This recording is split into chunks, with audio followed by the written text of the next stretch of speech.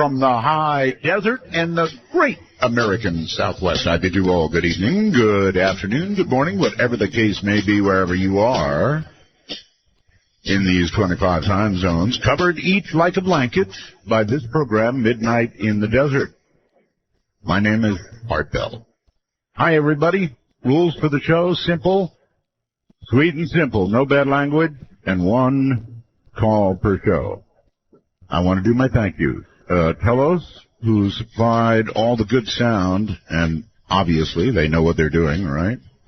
Joe Talbot here in Pahrump. Keith, my webmaster. Heather Wade, my producer, who works herself to death. Stream Guys, LV.net. Sales, Pete Everhart.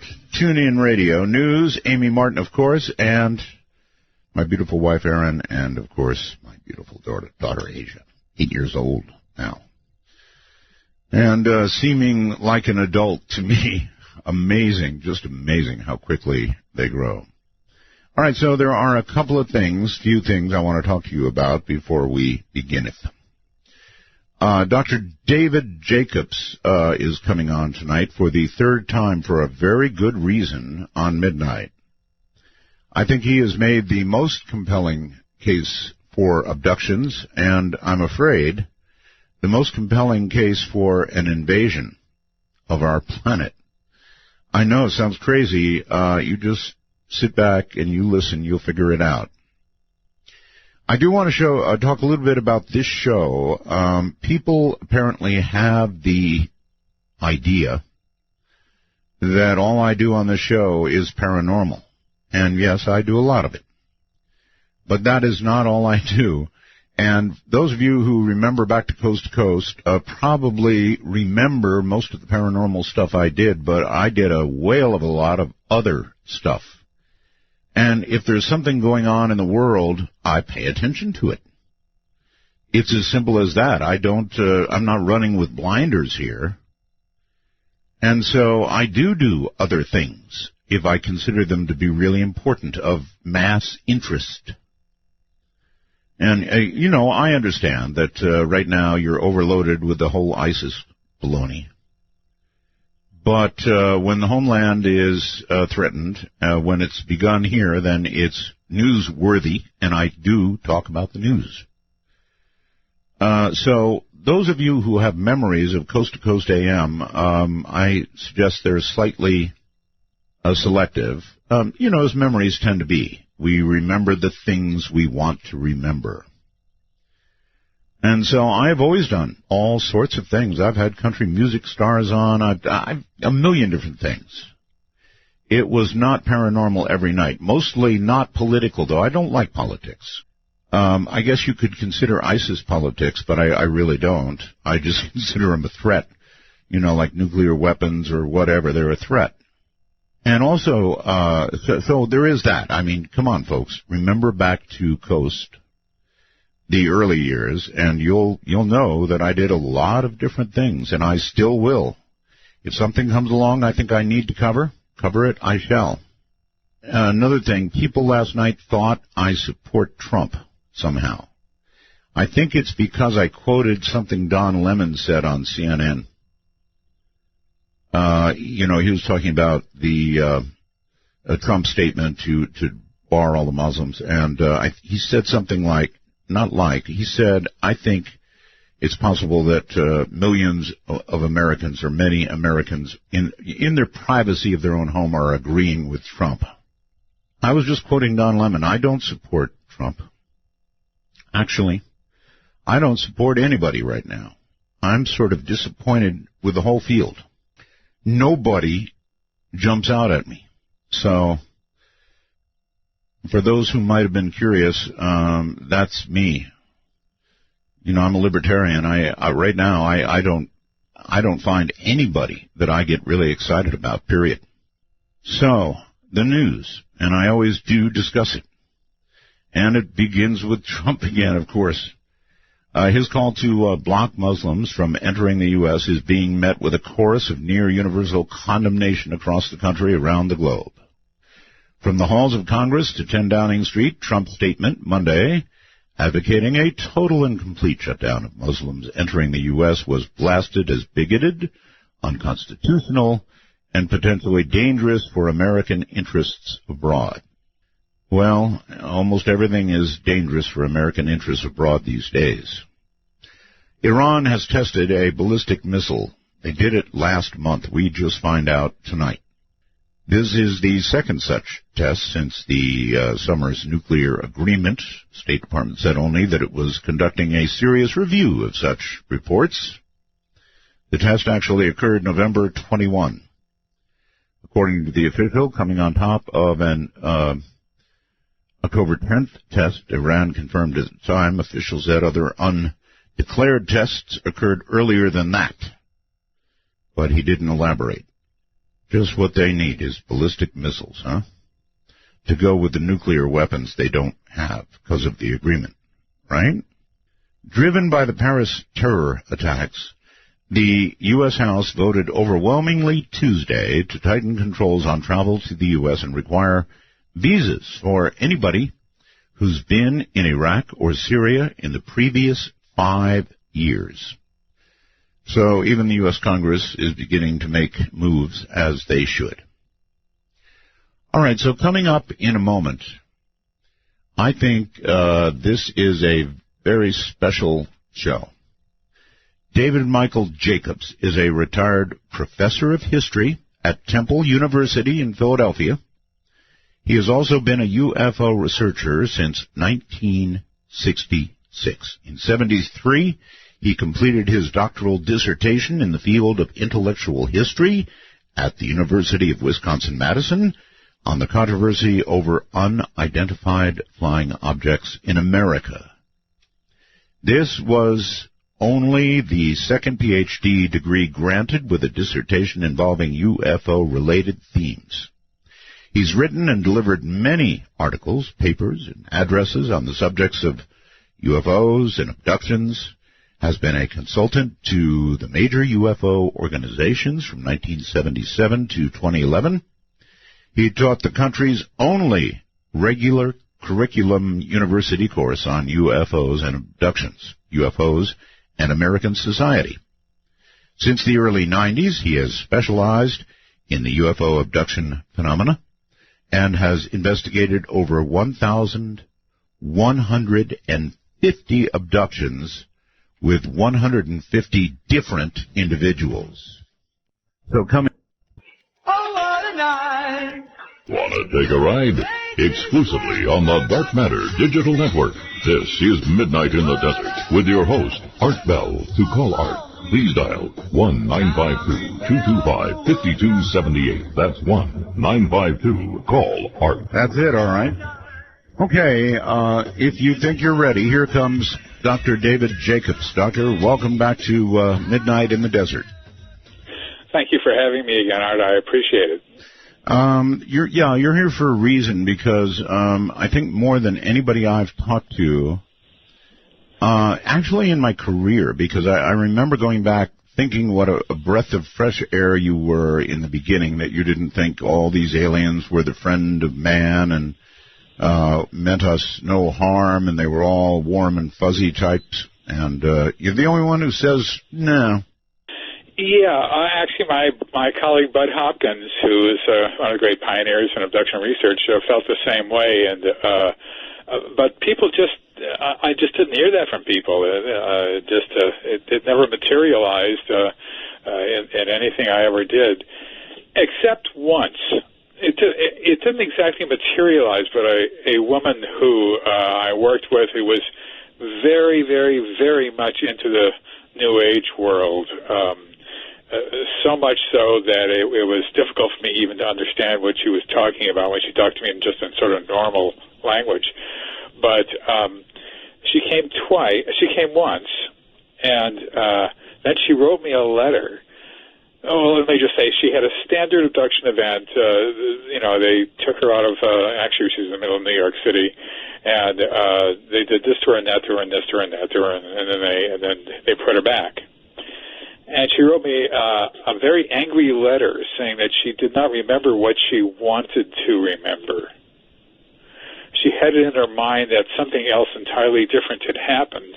And she told me something completely different than she had in her mind, and she blamed it on me for asking questions like, what happens next? Really? As though you should have all the answers, all of them. I had all the answers, and I had obviously some sort of control over her, like Svengali and Trilby or whatever. And but in fact, that's not the way the kind of light relaxation induction I do. It's just relaxing people and getting them to feel very calm, and then asking questions. Mm-hmm. Simple as that. All right. Is there any doubt in your mind that abductions occur? Well, no, there is not. There used to be many, many years ago when I didn't know enough about it. But the evidence is your basic sledgehammer between the eyes now. It is not subtle. It's people see other people being abducted and may not be abducted themselves. People are abducted in groups and can confirm each other's abduction. Can you give me a couple of examples of that? Because people love proof of things, and what we're going to discuss tonight is pretty wild stuff. So, yeah, let's begin with a few cases. Well, I'll talk generically. Okay. People are abducted in groups oftentimes. Now, lots of these are family groups. For example, here's two sisters. A sister lived on the grounds of the home that the other sister lived. The other sister was married. The other sister wasn't. And both of them were abductees because this is an intergenerational phenomenon. If a person is an abductee and has kids, then all the children will be abductees. Mm-hmm. And so they had this abduction, and one of them called the other one up in the morning and said, we were abducted last night, and I remember telling you that I was going to resist and not do anything they wanted me to do. And I remember you told me that I shouldn't resist because it never works that way, and it's different, and you can't just say no and that sort of thing. And the other sister said, yeah, I remember that. And then you said you were going to do it anyways, and I said, no, it was just a waste of time. And then they took up this argument that they had on board the object in the next morning on the phone. Do you know? Can you tell me without names where this occurred? Well, I work with people who live within about a 100-mile radius of me, so I can see them often, them having to, fly here or that sort of stuff. And your location is? Well, I'm in just outside of Philadelphia. I'm for all intents and purposes, in the Philadelphia area. All right, good. You mentioned there are abductions in which witnesses actually see the person abducted or see the craft or both. That does happen every once in a while. The most famous case of that was a book called Witnessed by Bud Hopkins, which was the Linda Corteil case. She's actually, after all these years, this happened in 1989, after all these years, she is actually starting to do some talking at UFO conferences. But not only did some people see her being abducted, but hundreds of people apparently saw her being abducted. It was a huge sighting. Traffic stopped on the Brooklyn Bridge, if you can imagine that. I can. And the one person who got in touch with Bud Hopkins, who had witnessed this, thought she was watching a Hollywood movie or something. And one of the interesting things she said is that while she was stopped there, she could hear people behind her in the cars behind her screaming. Mm. And Linda was taken right through her window, and with three small gray beings and into a waiting UFO, all of which was visible. Now, Bud thought that might have been a purposeful display, but I look at it more mundanely. I look at it as an error. The beings who are abductors are living, sentient beings They are not perfect, and they make mistakes. And I think this was a mistake, actually. We will never know, but that's my guess at it. Most certainly not the norm. No, definitely not the norm. However, sometimes roommates will see other people being taken. Just a few seconds of it, but they can tell. One woman related to me a story about how she had no idea she was abducted or anything like that, but her roommate said, I had this bizarre dream. I dreamed I saw you coming down through the ceiling and into bed. And we just a session on that, because that was the oddest thing was it wasn't her memory, it was her roommate's memory. So that happens once in a while, and of course it happens with family all the time, and you have to remember also that people are physically missing from their normal environments. This is not some sort of, I don't know, astral plane type situation where the mind leaves the body and they travel somewhere. It's not like that at all. It's a physical event that happens in real time. It's not like they come back and it's only 10 minutes later and it feels like they've been on board for 4 hours. It's not like that. If they feel like they've been on board for 4 hours, they've been on board for 4 hours. And when they return, it's 4 hours later. They usually notice that or often notice it. So linear time. It's linear time, and not only that, but people sometimes are returned without their clothes on, and oftentimes, if it's at night, it's with their pajamas not on. They're folded neatly on the foot of their bed, or they're on backwards, or they're wearing somebody else's clothes. Oh, that's really weird. And that implies there are mass abductions, and so clothes occasionally get mixed up. I don't know.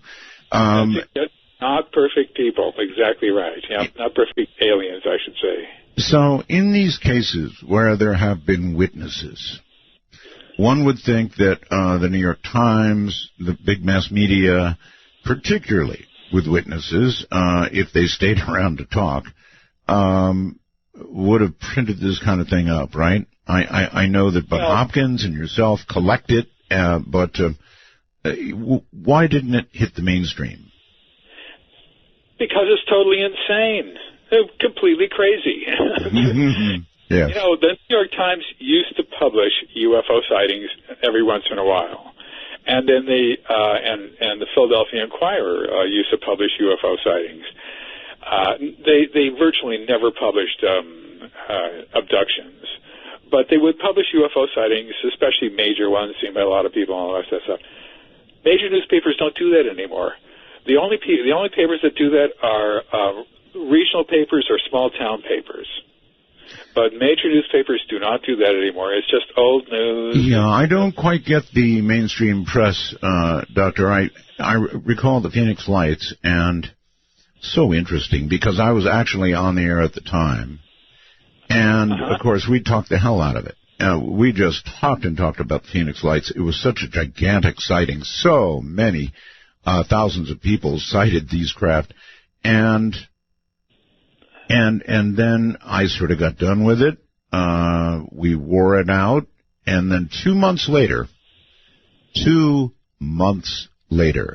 Doctor, the mainstream press suddenly had this, oh, my God, Phoenix Lights.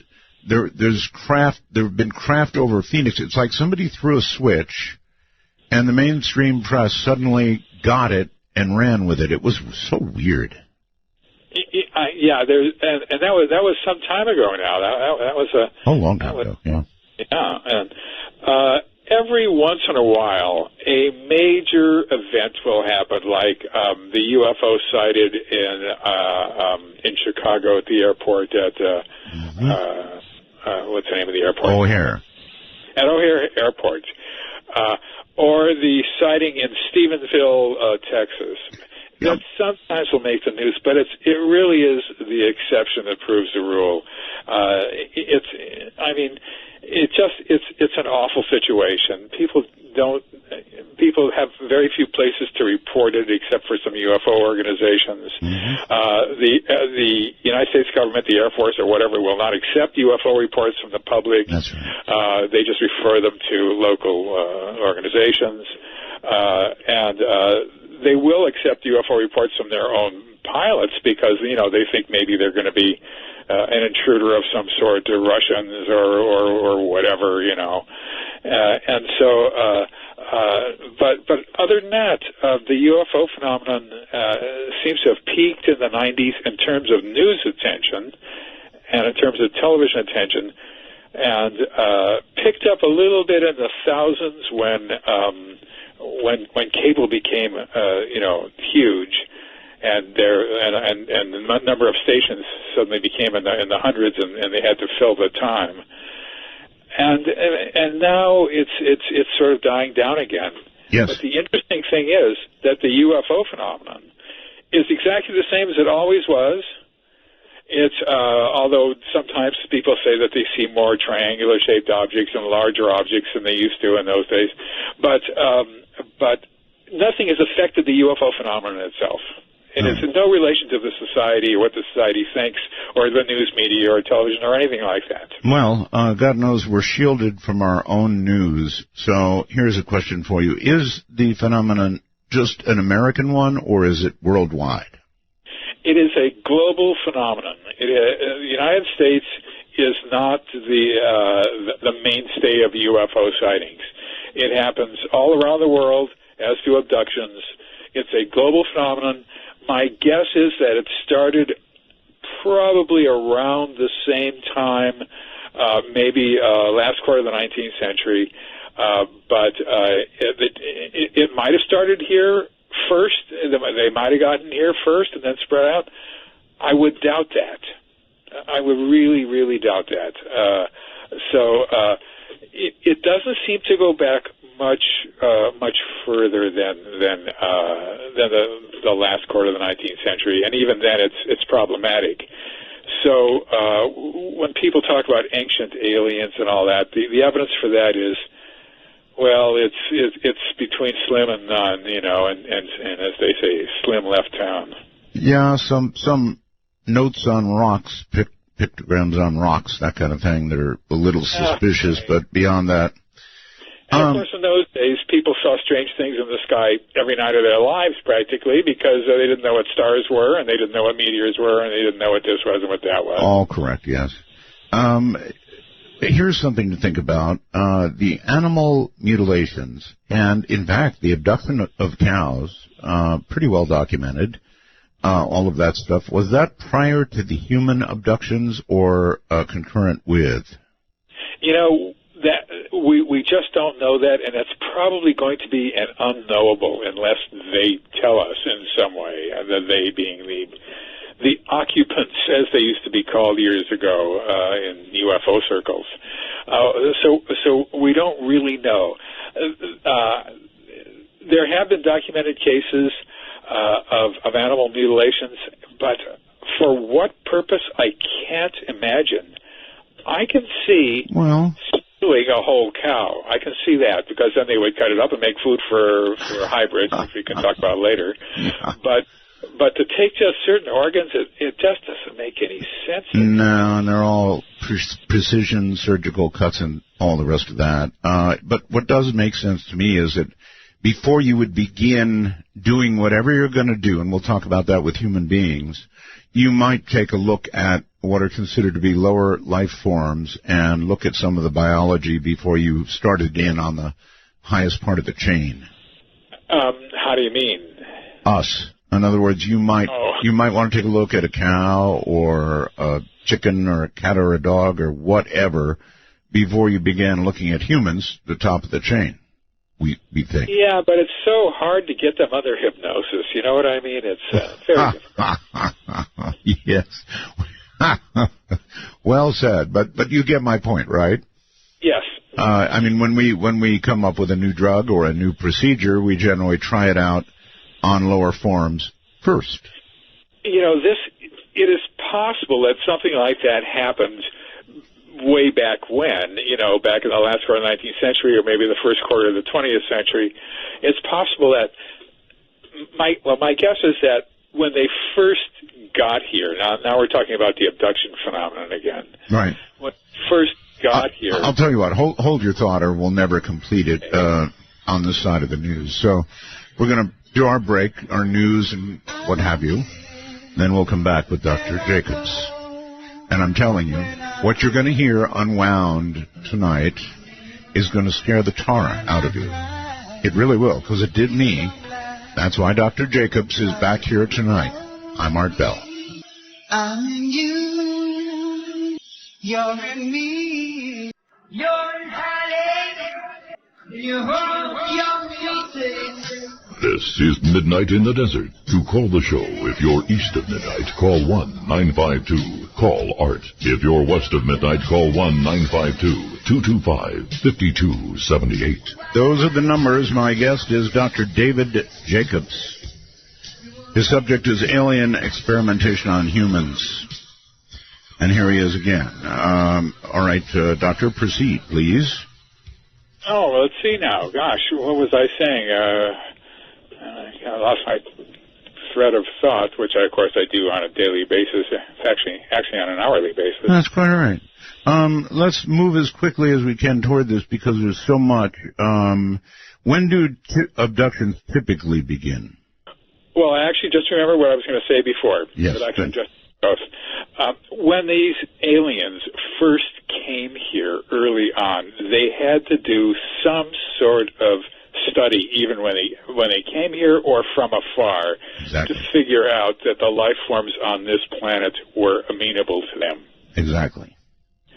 So that had to be done, and I would imagine, and it could have been done from afar too, for all I know. So they knew what they were doing by the time they showed up, or at least after they showed up. They pretty much had the routine down. They knew what they're going to do. They knew that this planet was suitable for them. They knew that life forms were suitable for them. Everything was suitable. Well, I absolutely guarantee you, if I opened the line for abductees, I'd be flooded with people claiming to have been abducted. Now, right. I'm sure some of them are real, and I'm sure some of them are fabrications. I don't know, but the people sound very earnest and very honest, and not as though they're kidding around at all. Yeah. So that's just my observation.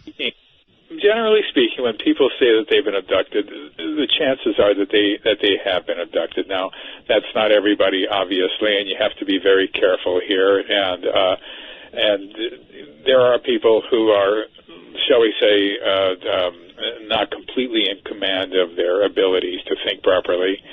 And so it can be difficult, but actually most people don't make those kinds of claims unless they pretty much truly believe it, because right, they are such outlandish claims. They are actually many times even embarrassing. Let's move on. When people are abducted, they describe frequently lying on a table. Right. Why?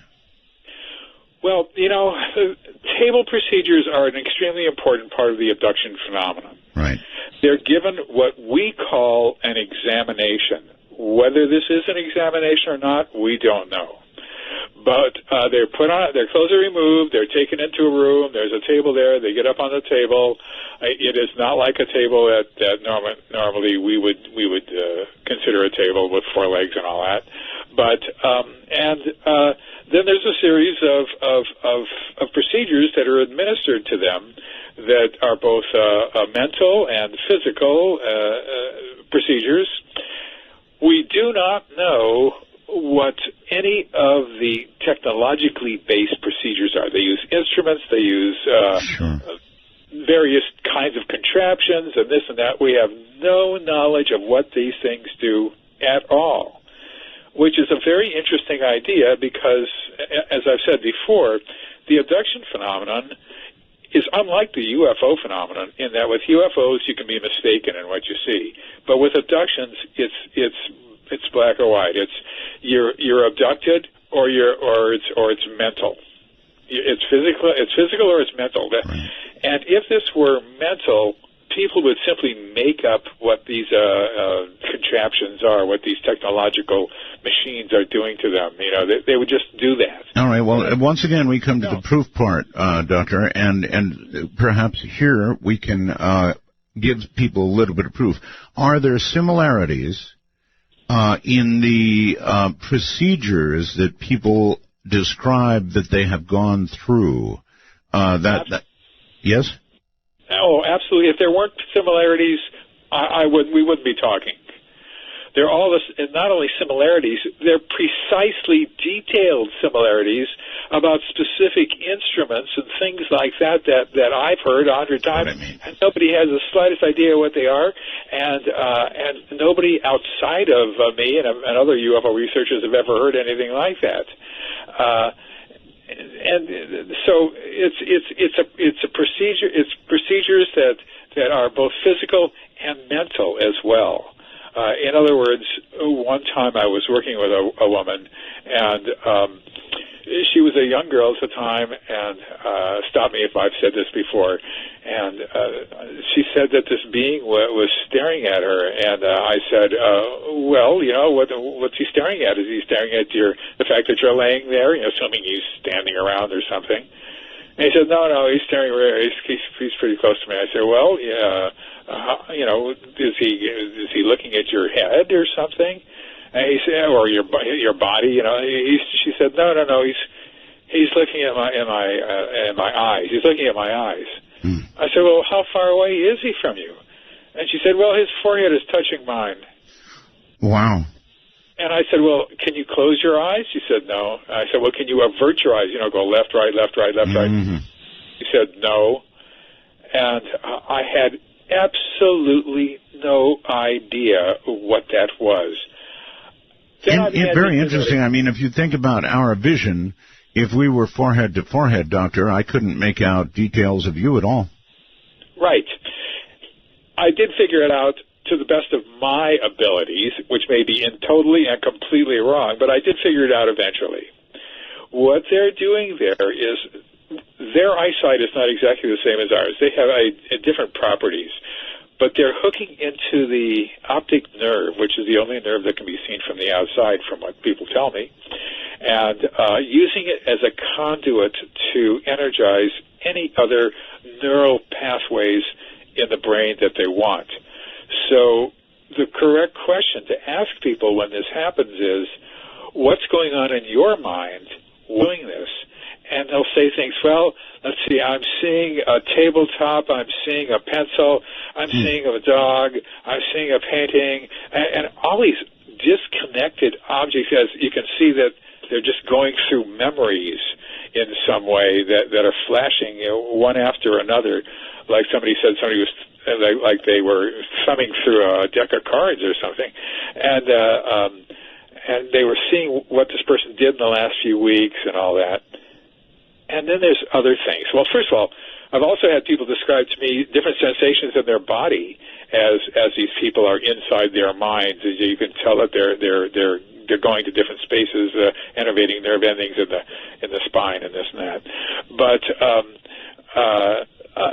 there's something else that goes on here too, unfortunately, and that is that they can, in fact, stimulate sexual response. All right, here we go. Yeah, through the eyes, of all things. And through the eyes, really? Yeah, through the eyes. This is all done while staring. Oh, gee, I wish they could pass that pellet on.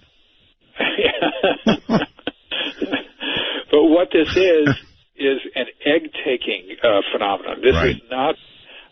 whereas when I wrote my first book on The Secret Life, I thought that they were extremely interested in sexuality and all that, the human sexual response.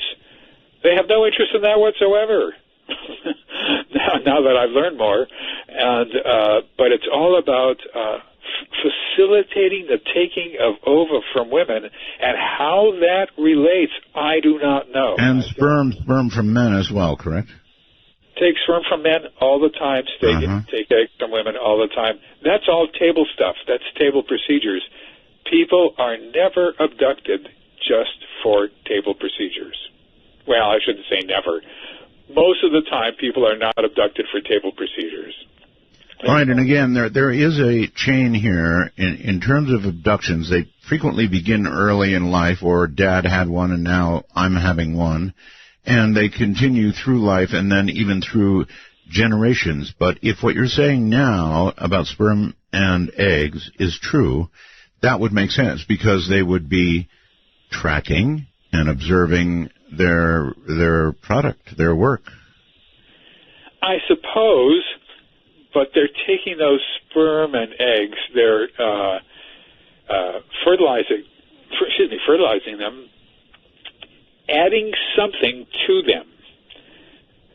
Maybe it's DNA from aliens, maybe it isn't, I don't know, but they are altering that zygote.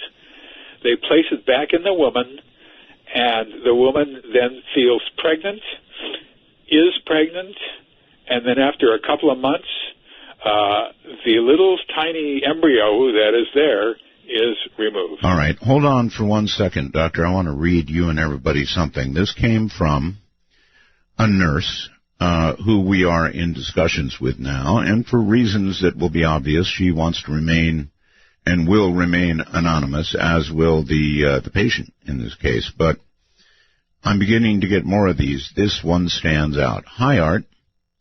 I just wanted to tell you about a patient I recently had in the ER. It was a young mother who had already presented twice previously since confirming pregnancy 10 weeks ago. On those visits, she said she felt uneasy about her pregnancy and was concerned for the baby's well-being. Each time, we did blood work and an ultrasound to confirm that everything was as it should be. On the third visit, she presented to ER stating that she just didn't feel pregnant. And could we please ensure that all things were okay? Upon obtaining blood work, her HCG levels were those of a non-pregnant woman. Her pelvic ultrasound revealed no fetus, no evidence of a recent pregnancy. We knew this was not correct because we had recent ultrasounds showing a live single fetus within the uterine cavity. This time, there was no fetus present. The patient did not report any signs or symptoms of a miscarriage, just simply quit feeling pregnant. She was apprehensive about this pregnancy right from the start, and now the pregnancy had vanished. To a documented and photographed via ultrasound fetus was now missing, no sign of it or where it went. I couldn't help but immediately think of your guest talking about the hybrids. Could this be a case of a pregnancy that was removed from the mother, as your guest had suggested? She sounded eerily familiar. So I got that. When I got it, I called Dr. Jacobs right away, and I said, oh, my God, listen to this. And he said, I've heard it 1,000,000 times. Right, Doctor? That is correct. That is correct. This is standard. Once they take that altered embryo and put it into the woman's uterus or wherever they're going to put it, they also place it in other areas. That woman will have it removed at around 9 to 12 weeks, and this happens to most women who have ova, and if they've had an oophorectomy, if they've had their ova removed, then other things are done to them. I mean, they still use them for incubation and for other things, so it doesn't get them out of the woods, so to speak. But this is extremely common. Bud Hopkins first began to study this years and years and years ago, decades ago, and what they're doing here is they are, I'm going to use probably the correct word here, manufacturing hybrids. Mm-hmm. They put these little embryos into tanks and gestate them in tanks. And and eventually they are removed, and then the woman is required to hold them from time to time, feed them from time to time.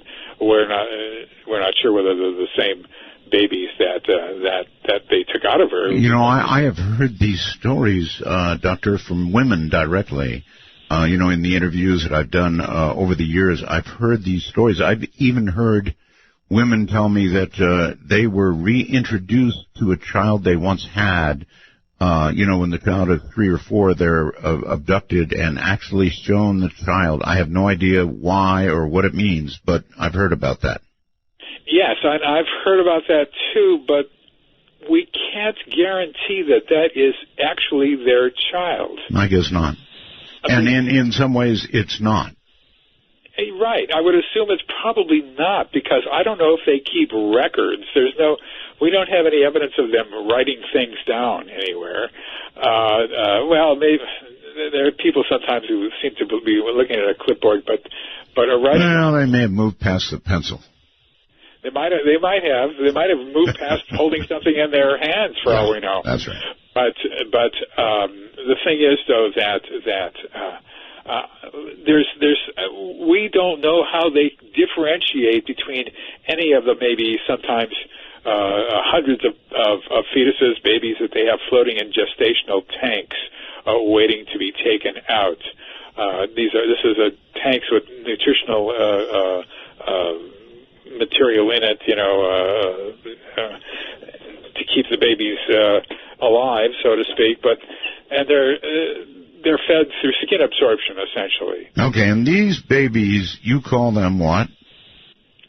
Well, these are all hybrid babies. These are a mixture of alien and human, and so there are different types of hybrids. Ones who look really, really quite alien, but then again not.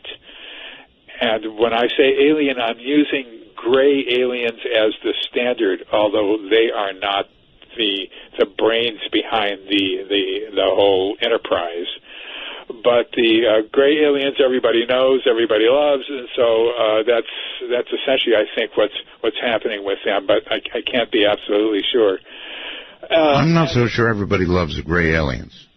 Well, they know about them. Advertising agencies do, I think. So. Oh, that's true.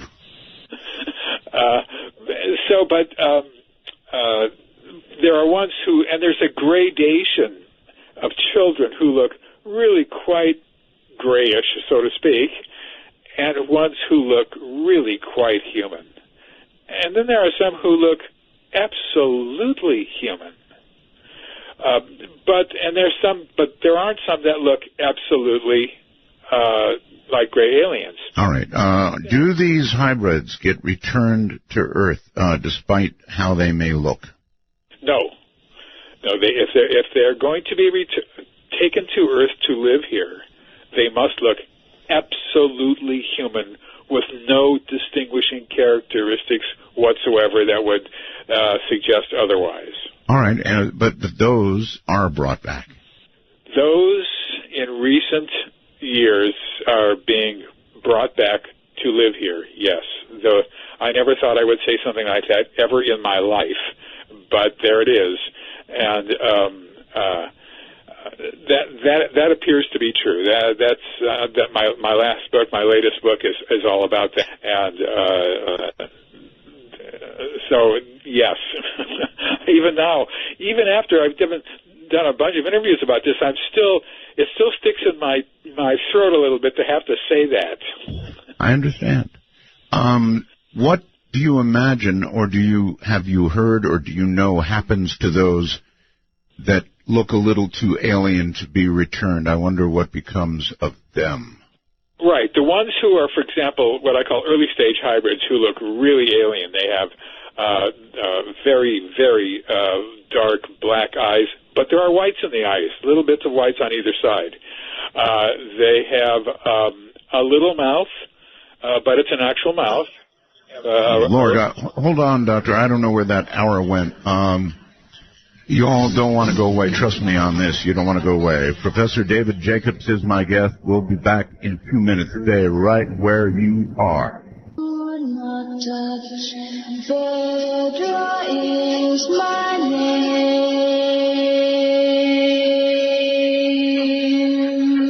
Take a walk on the wild side of midnight. From the Kingdom of Nye, this is Midnight in the Desert with Art Bell. Please call the show at 1-952-225-5278. That's 1-952-CALL-ART. So my guest is Dr. David Jacobs. He's back again. We're talking about abductions. We're talking about humans who have been taken, and sexual things have been done to them. Not sexual in the terms of sexy sexual. Sperm taken from men, ova from women, eggs, and they're doing something with them. They're creating hybrids, and some of those hybrids are being returned to Earth. The ones that look human, the ones that you wouldn't even blink an eye at, are returned to Earth. The others, well, we don't know, right, Professor? That's right. Although there's pretty good evidence that they simply become members of the workforce. Wonderful. In other words, what you're looking at here is not simply aliens examining us, aliens studying us. This is a workforce borrowed and built through human genes and all that, along with alien genes, if they have such things. And everybody on board a UFO, no matter where a UFO is sighted or what a UFO is, and there are exceptions to that, but everybody on board is working towards a goal. In other words, this is not just a study. They're not examining us. They're not trying to figure out what makes us tick or anything like that. And so this is boiled down to a goal-directed, a very carefully thought out and expertly done program, ultimately to build hybrids. Mm-hmm. You told me a story about a case in which a fetus was removed from a woman about the same way, the same kind of story I told you. You might want to repeat that one here if you're able. This is a woman. Well, I've got a bunch of these, but I think this is the one where a woman had elected to have the pregnancy terminated. She couldn't be pregnant. She couldn't even have imagined how she was pregnant, but she was. She had it confirmed and all the rest of that. And she elected for a termination, and if this is the story that I told you, I don't know. Mm-hmm. And she was on the table, and the doctor was there, and he started the procedure. And he said, and he kind of astonished. He said, "Well, there's no fetus here. There's no." And the nurse who was standing there looked at him and put her finger to her lips and said, "Shh." And the woman who was on the table said, "Huh? What are you talking about?" She was sort of out of. And they put her back down, and they continued through the now mock termination procedure, because my guess is that everything was a matter of liability at that time, and because they had already told her she was pregnant, and there she is not pregnant. But she didn't know it. There was no expulsion there was no blood that was there. There was no cramping. There was nothing like that. Now, I'm not a gynecologist, and I would assume that some gynecologists would say, well, sometimes it happens that way, and it might be, on the toilet, and the person doesn't even know it. That might be possible. But and I've heard cases of very early term things being absorbed. It has to be extremely early term, just a little nodule. It Got it. Be, eventually, it becomes a foreign body in the person's a foreign body in the person's body, and they can't absorb it. They have to just expel it. How would we even possibly know how many cases in America or worldwide of disappearing fetuses, like the story I read from the nurse here, there are? Could we possibly know that even? I don't know if there are records of that. It'd be interesting to find out. I would like to know that. It happens to all women abductees who have ova ready to be, ready. Now, when I say it happens to all of them who have ova, well, they all do, because I've had kids who are as young as 13 or 14 have eggs taken from them. And it's along with all this sexual buildup beforehand and everything, for some of them, it ruins their lives. They become sexually attached in a strange way to these gray aliens, and they look for a mate later on. Who I had one woman who told me that she saw a guy who was 30 years older than her, or whatever it was, and he was short, he was bald, and he wore big, thick, horn-rimmed glasses. She fell for him. She couldn't control herself. And after she learned about the abduction phenomenon, she realized why. But it was such an odd thing. I mean, she knew it was odd when it was happening, and they got married. And then they lived separately. But the fact was that it was just an uncontrollable impulse in her. But she was an abductee, and that's how it came out. I'm still in contact with her after this story. All right, let's move through a lot of things fast. How do the abductees describe the way these aliens look? Well, there's a variety of different aliens on board. There's ones who look insect-like, or insectolins, as I call them in my new book, and they are the ones who are in control. They are the commanders-in-chiefs. Oh. They give orders. Everybody else takes orders. They do not come down and do grunt work like taking abductees up to the UFO. They do specialized things. They do some procedures. They will, but they're the ones who everybody obeys, apparently. Off to the side, and I'm going to leave these off to the side, there's a small group of ones who look sort of reptile-like, reptilians or reptilins, as I call them. Right. And they do the same procedures that everybody else does for people. I'll talk about them a little bit later if you want. But they are huge on the Internet and not huge with abductees. Mm-hmm. But then there's gray aliens who come in two types, tall and small. The taller ones do more of the table procedures and that are more complex. The small ones chauffeur people around from room to room. They come down and they get abductees, bring them back on board. They help them get their clothes on. They help them get their clothes off. They're major figures in this because they will do some procedures themselves, but they have their place. All right. Then there's a whole range of hybrids who are also in the same business of doing everything that the gray beings do. Right. Early stage, middle stage, late stage, right. Human stage. So all right, so what I was going to ask is, do you know offhand which species, if we can talk about them that way, we are getting our DNA mixed up with up there? Any clue?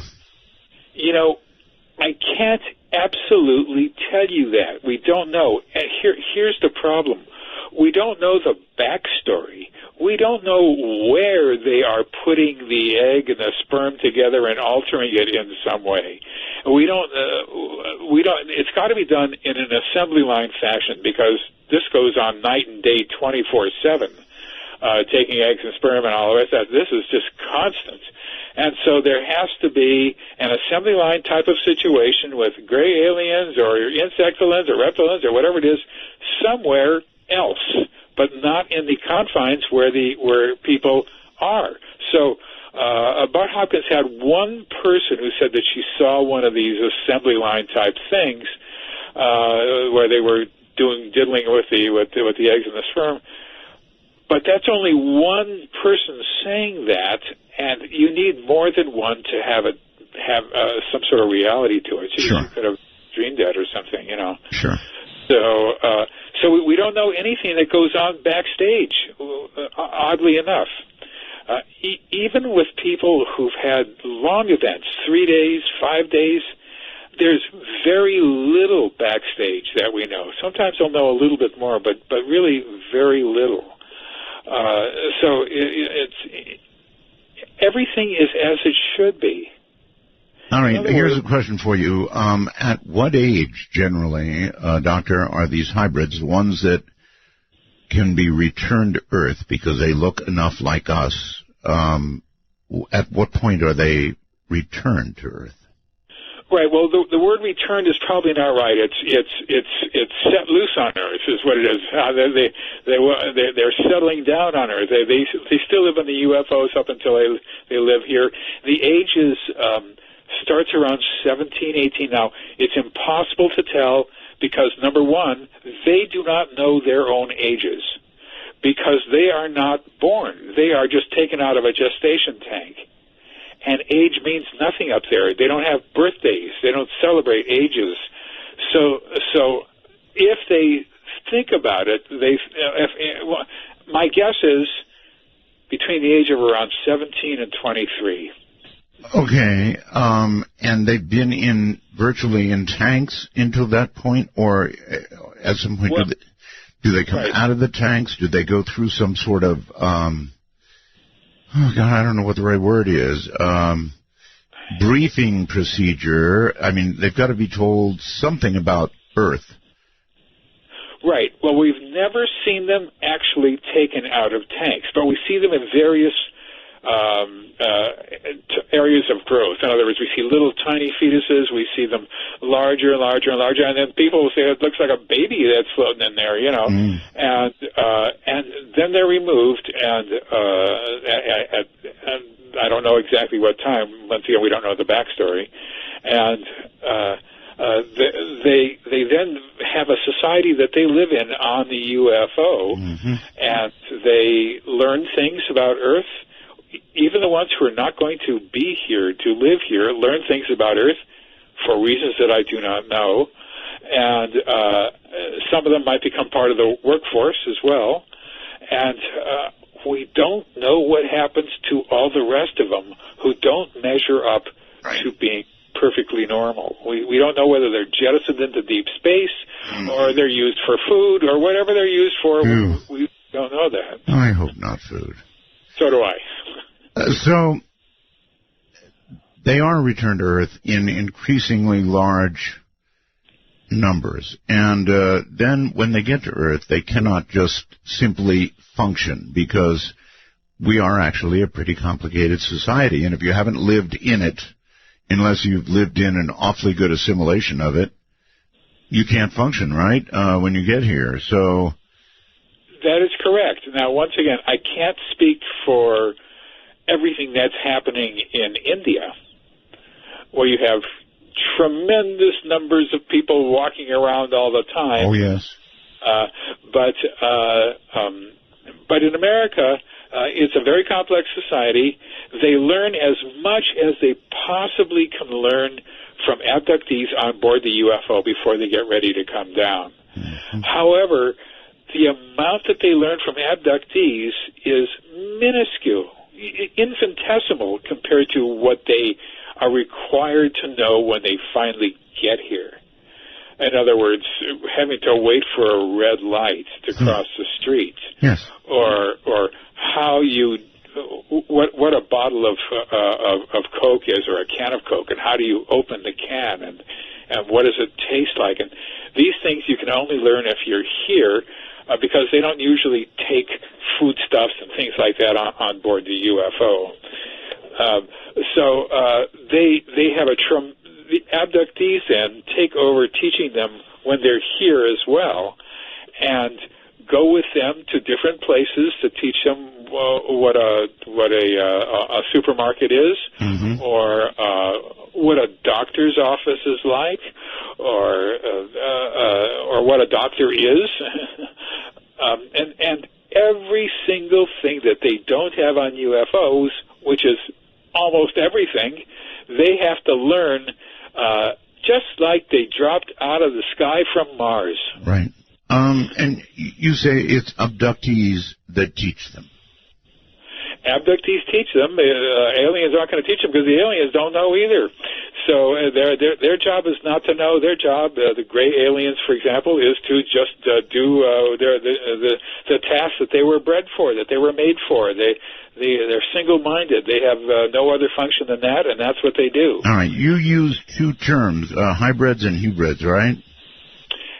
In my latest book called Walking Among Us, which the title describes exactly what's happening, I guess, I say that the ones who are walking among us, who are actually here, who are living here, I call them hybrids because just to differentiate from hybrids, actually they're hybrids. Actually, they're aliens. Yeah. They're all aliens in a way, and but the hybrids are so human-looking that you cannot differentiate, and therefore, just to make sure that I'm clear about who's who and what's what, I use the word hybrids for the ones who are actually moving in and living here and staying overnight in their apartments, that sort of thing. Now, there is one difference between hybrids and humans. They can control us, and we cannot control them. When on board a UFO, all people, all humans are under control for most of the time. Every once in a while, somebody breaks loose and runs down the hallway and all that. But it's unusual, and most of the time, they're under tight control neurologically. Everybody who speaks on the UFO speaks telepathically. There is no sounds. There's no music. There's no patter of people talking. There's no nothing. It's just sort of silent with people shuffling along and instruments clanging and this and that. Yeah, but if they're ever going to get back here and function even in a limited way, they have to learn to talk. They have to learn to talk. They have to learn what music is. They have to learn what writing is. They have to learn everything. And abductees start teaching them on board the UFO, and then when they come down, oftentimes they come down as a child or two with a hybrid caretaker with them, an older caretaker, and they learn about what a kitchen is, and what a refrigerator is, and what a computer is, and what a television is, and what a rug is. All right. Here's something I want to observe. I have talked to many abductees in my years, and many times, Doctor, there's a physical altercation of some sort. And while we might imagine because they're aliens, they're super strong, fact is, they're really not. And I've talked to people who have pushed the aliens, have punched the aliens, and have otherwise physically assaulted them, and they usually are described as lightweight, not physical at all, and usually can't take a punch. Yeah, I've had that also. I've had have them push them, and I had one grab one by the throat. I had one pull. She was being walked down a hallway with her arms up. They were holding onto her elbows. Two aliens, and she got one elbow loose, and then just brought it forward, and then flipped it back and hit this gray alien in the eye with her elbow, and a white substance came out. Right. And they hustled her away, and they said she shouldn't do that. That was bad. That was not good. That was bad. And they put her in stirrups, and then they tied her down, so to speak, to a table. And they were very, very upset, and then they went on with their procedures. But that does happen. It does happen from time to time. But these gray aliens weren't built for strength. They were built because they have certain tasks to do that don't require a whole lot of strength. Well, I've got a reason for what I said. In other words, if you're going to talk about an invasion, if you're going to talk about a slow but sure invasion of our planet and our species, then, you know, they may have ray guns or who knows what they've got on those ships, but really, they've right now got about 7 billion people, most of them people, I hope, who would fight them and who would cause a lot of trouble for them. We have bombs and missiles and nuclear weapons and a lot more strength physically than they have. So if you want to take over a planet, let's be honest, we're talking here about invasion, this would be the way to do it instead of, the classical Independence Day scenario. Well, right, exactly. What you're doing is you're putting down humans, people who look human, who are just average size, average weight, average everything. They might be, ever so slightly naive, but but they're humans, and you can't tell. They're doing it in a very intelligent way, and it's taking them a very long time to do it. But that apparently means nothing. Time means nothing. The question then is how long do these beings live? And for gray beings, are they just, they keel over backstage somewhere and they just clone another one and out comes another one, they all look alike? And then there are the insect-like ones, the ones who are calling the shots here. How long do they live? Do they live 10,000 years? Do they live only 500 years? We don't know that. But time apparently means nothing. There's no particular hurry from what I can gather about this. Apparently not. And again, so that people understand, these hybrids that are returned are in every way that you would see and or hear just like us. One major difference, and that's the difference that I guess would make all the difference, and that is they can control what we think. We were talking about mind control last night, and here's a pretty good example of it. These hybrids have the ability to control what we think. Is that correct, Doctor? That is correct, and you're putting a light froth on it. Well, go ahead and put all the icing on you want. They can make us do whatever they want to make us do. They can make us act in any way they want. They can basically control our functioning, our higher level of functioning and thinking, and they can make us love them and hate them. Whatever it is, they can do it. Now, there are some people who it's much more difficult to do it to. They're resistors.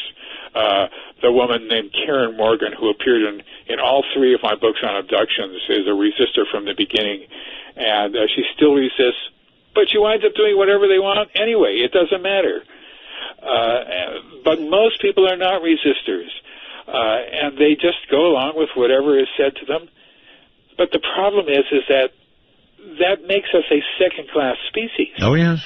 Oh, absolutely. If they can control our thoughts and our actions. Let me ask this. Is there any indication, Doctor, that they are frequently exercising this already?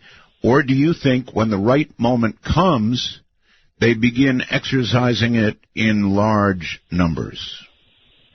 Oh, gosh. Well, that might be the change for all we know, which I haven't talked about yet. But I don't really know. Here's what I do know. All communication is telepathic on board. People are hearing words, they're repeating, they're saying things, and there's back and forths with beings and all that sort of stuff. When they leave, they have totally forgotten that they were abducted, and there is no telepathy. Except every once in a while, because these beings who are here are not perfect, an abductee will still be telepathic when they come back, and it fades after about a week, about 7 days or so, and then it's gone. And they can tell what people are thinking in a room, and they don't like it. They hate it. They don't want it to happen that way. They don't want to be around people then. And I've had several cases of that, and one person complained to me, and I said, just wait it out. It'll fade, and it does. So that happens. That's a mistake. All right, I have people calling the show all the time telling me they feel like a singularity is coming, a great change. You used the phrase, the change. What do you mean by that, please? Years ago, people were describing how these aliens were saying that soon there's going to be a change. Change is coming soon. Soon everybody's going to be happy. Soon everybody would know their place. Soon it's going to be wonderful, etc. And so, as I think I mentioned to you before, I asked them what they meant by the change, if they knew, and nobody knew. Well, I'm told all the time that's when get Windows 10, and then I'll be happy and all will be well. My computer tells me that every day. That just happened to me last week, actually, so I have experienced the change. Yeah. Then I asked them what soon meant, because if time means nothing, soon might mean in 10,000 years, or it might mean in 10 minutes, for all we know. Right, of course, yes. Nobody knew the answer to that either. But it is your contention that this taking of that which is most precious to us, our youngsters, in the womb, is going on massively, and it's an ongoing thing, and these humans are being replaced by hybrids who can control us. So if that isn't an invasion, I don't know what is, and that's why when you got on here the first time and talked about it, I finally said, well, my God, you're talking about an invasion, and I think you said it, I didn't. That's right. It is that. It really is that. This is an existential threat. This is a threat to all humanity. It's a global phenomenon. It's not just us here in the United States. And people, you can't imagine how many emails I get from people from around the world filling out a questionnaire that I have on my website talking about all these unusual things that have happened to them that don't happen to non-abductees. And the numbers that are out there in terms of how many people are abductees is enormous. It's a small percentage of the population. Bud Hopkins and I, figured out it was 2% through the Roper polls, asking questions about certain questions that which would indicate that they were abductees. But they used 6,000 people to answer these questions. The plus minus on this for error rate was only 1.4%, which is very, very, very low. And we figured out, after cooking the numbers down so that they were more realistic, we figured out that about 2% of the American people were abductees. Well, 2% of 330 million is one hell of a lot of people. Yes, it is. And what bothers me is, we're taking a break here, Doctor, that, when it gets right down to it, there'll only be the change. No fight, just a change. You keep saying you got something for me. I'm going to want to fight, I think. Something you call love, but confess, you've been a messin'. Midnight in the Desert doesn't screen calls. We trust you, but remember, the NSA... Well, to call the show, please dial 1-952-225-5278. That's 1-952-CALL ART. All right, we are going to open the lines now. That number again, the national number, area code 952-225-5278. Oh, by the way, some news that's breaking across some parts of the Internet that Putin may have made a veiled nuclear threat against the Islamic nation. That would not be good. We have other lines that you can use. You can, of course, come to us on Skype. Love to have you do that. And I think most of you by now know how to use Skype, right? We are MITD 51 for North America, Canada, and America. And outside of North America, we are MITD 55. That's MITD 55. Other lines you can use if you are so inclined. We have a first-time caller line, area code 775-285-5800. Easy enough. If you've never called the show, we kind of reserve that away for people who are new. Area code 775-285-5800. Roswell is an avenue you can also enter into. I'm going to give you that number now. It routes through Roswell, New Mexico. Kind of appropriate, I think, right? Area code 575-208-7787. Again, area code 575-208-7787. My guest is Dr. David Jacobs, and what he's saying is nothing less than startling. And I want to talk just for a moment about the change. Doctor, the world surely is in difficult straits right now. There's no question about that. There's always the possibility that we will somehow destroy ourselves. It's always looming, it seems, over our heads. I wonder if such an event were pending or likely, that you believe that they would use what they already have in place, these hybrids, and they would simply project changes to our minds to stop it all and perhaps hurry their agenda along, whatever in God's name that is. Well, once again, these are hypothetical questions that are really tough to know. I don't know if they have any knowledge of the politics of the society or the international politics of the society, of the world rather. I don't.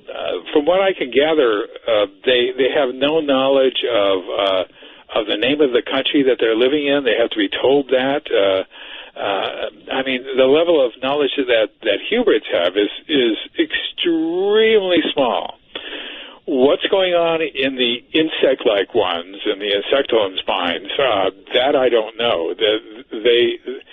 My guess is that if they can just hold out and we don't destroy ourselves in the meantime, that we will be working. They will be, in fact, in control of governmental activities. Sure.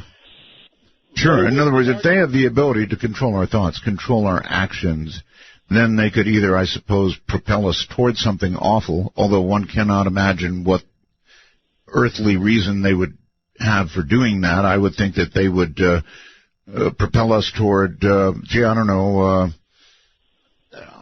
their own, whatever their goals are. Yeah, it's also certainly possible that as second-class species, we would be living under the control of these aliens and not our own governments anymore. That control would shift. But who knows? I do not understand, and I don't really know what the change is either. And it's something that so many people have talked to me about. Nobody knows. The change could be the change of ownership of the planet, so to speak. Yeah, exactly. The change of ownership of the planet. What better way to take over a planet than what we've been talking about tonight? You don't need the big guns. You don't need the big anything. You just slowly substitute us for them, and I refer to the hybrids, until there are sufficient numbers of them to simply accomplish what they want to accomplish. Boom. Exactly right. Now, there have been disturbing things about this that I've heard for years and years, and I could never quite figure out how or why or what, but this certainly might play a part in it. People have been told sometimes that in the future, you're going to have a task. In the future, you'll know when the task, you have to do the task, and they will tell them sometimes what the task is. And a lot of people have told me this off-the-wall story, that they will be standing on a sidewalk while a group of angry or disturbed or confused or frightened humans are running down the street. And their job is to manage crowd control, is to say everything is okay, everything is fine, just keep moving in this direction, just keep moving in this direction. And in one of these accounts that I heard, they were all moving towards a flying saucer, a UFO, a space traveling vehicle. And that was one of the more disturbing ones that I heard. But that's one of the most common things that I hear from people, and it's such an odd thing to say. You know, if you're trying to make something up, that just wouldn't be. How would you even think of something like that would be your job later on? You know, you think a job would be something like the protecting, or something like protecting aliens, or or helping the aliens out with their procedures or whatever it is. Okay, Doctor, I really, really, really want to go to the phones, but one more question for you, and then we will. And that is there among aliens, a lot of people wonder this, is there a pecking order? Is there a hierarchy? Yes, the insect-like ones are at the top. When they first came, they had to have beings with them who would go down and get people because they don't go down and abduct people. So they brought a small workforce with them of other aliens who I think are the reptilians, the reptilian ones. Then, after they got eggs and sperm and all the rest of the stuff, they created the gray aliens. So they're next on the pecking order, probably with the reptilians. And then comes the various hybrids. Now, it's not that authority flows downward and people have have lower statuses. It's just that they have different tasks. They have different jobs. They're literally built to do different things. Well, do you believe that they're cooperative with each other or toward a common goal, meaning us, or do you think there are differences among them as there are differences among nations here on Earth? No, there are different. For example, gray aliens sometimes will get into a discussion about doing a specific procedure. Most of the time, they just do it. But sometimes there's a question of if they should do it or not. That might be the only disharmony that I've seen. Most of them just do what they're supposed to do, and they do it 24/7. Yeah. There's no indication that they sleep. Hybrids, the more they become human, the more they differ, the more they can get sometimes into little arguments and things like that. But they're still all under control, and it really is a different species, and so the pecking order isn't exactly the way you would think of it. It's just that everybody knows their place. Okay. All right. Let's go outside the country. Johnny, you're on the air. Good evening, gentlemen. Dr. Jacobs, I understand that because you've done this research over many, many years, over so many subjects that you've come across, you've got like a video recorder of events that seems to be recorded by all walks of life from all cultures.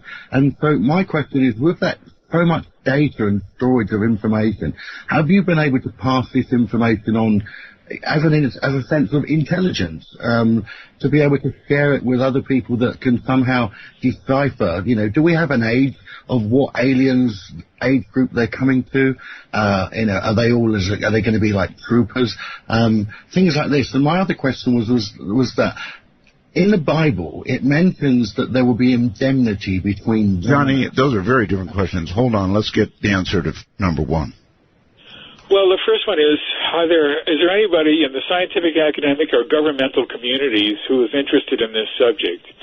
There are a few people, and not in the numbers that it would take to really tackle the subject. And in most countries, there's nothing. And most UFO organizations in other countries focus on the outside shells of objects. They focus on people seeing UFOs and not on the abduction phenomenon. In other words, not what's going on inside the objects. Even though there are people who say that they've been abducted in countries around the world. In terms of the federal government, I don't know, but my guess is that nobody cares whatsoever about this subject.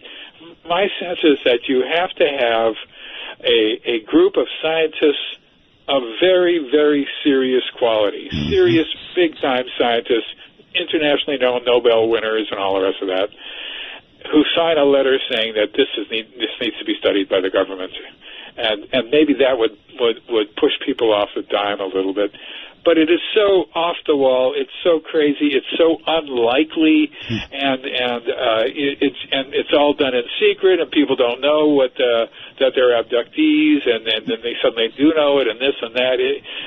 But my question, Dr. Jacobs, is with the subjects and all these subjects that you have, are any of those prepared to come forward and disclose so that we can watch and hear these hypnotic regressions and hear what these people are saying, so that the public can make up their own mind, and maybe between us we can use intelligence in that way to maybe come to some other understanding. But to go back to my other question, Dr. Jacobs, it was regarding, in the Bible it mentions an indemnity that would be put between them and us, and I assume it's in the spirit, in the life force, which I believe is where God resides with us. You know, when we die on the earth as a bit of meat, or back to the dust, as they say, but the spirit is a continuum, and I believe that is the breath of life of God for my personal saviour. But for you, sir, I ask you, do you have a spiritual belief that this is some sort of spiritual battle to come? What is your personal value on it? Do you believe in some saviour for yourself, a God for your family? Well, in terms of the abduction phenomenon and the aliens, I don't see them as being spiritual people in any way, shape, or form, or understanding even what that is. They don't seem to have anything that has to do with intellectualism and emotion. That's really going to scare people to suggest that they have no spiritual center whatsoever. Really scares people. That's right. Now, the ones who are hybrids, who are moving in, have the apparatus to be that way, I think. I don't think it's going to work on them. I don't think they will become religious or spiritual or anything.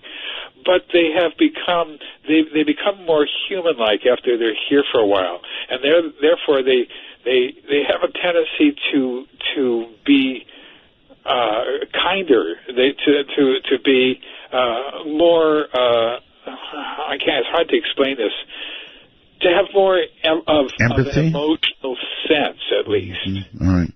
All right. I want to make an appeal right now, and that is, most of you heard or will hear on repeat the letter I read from the nurse about this lady whose fetus disappeared.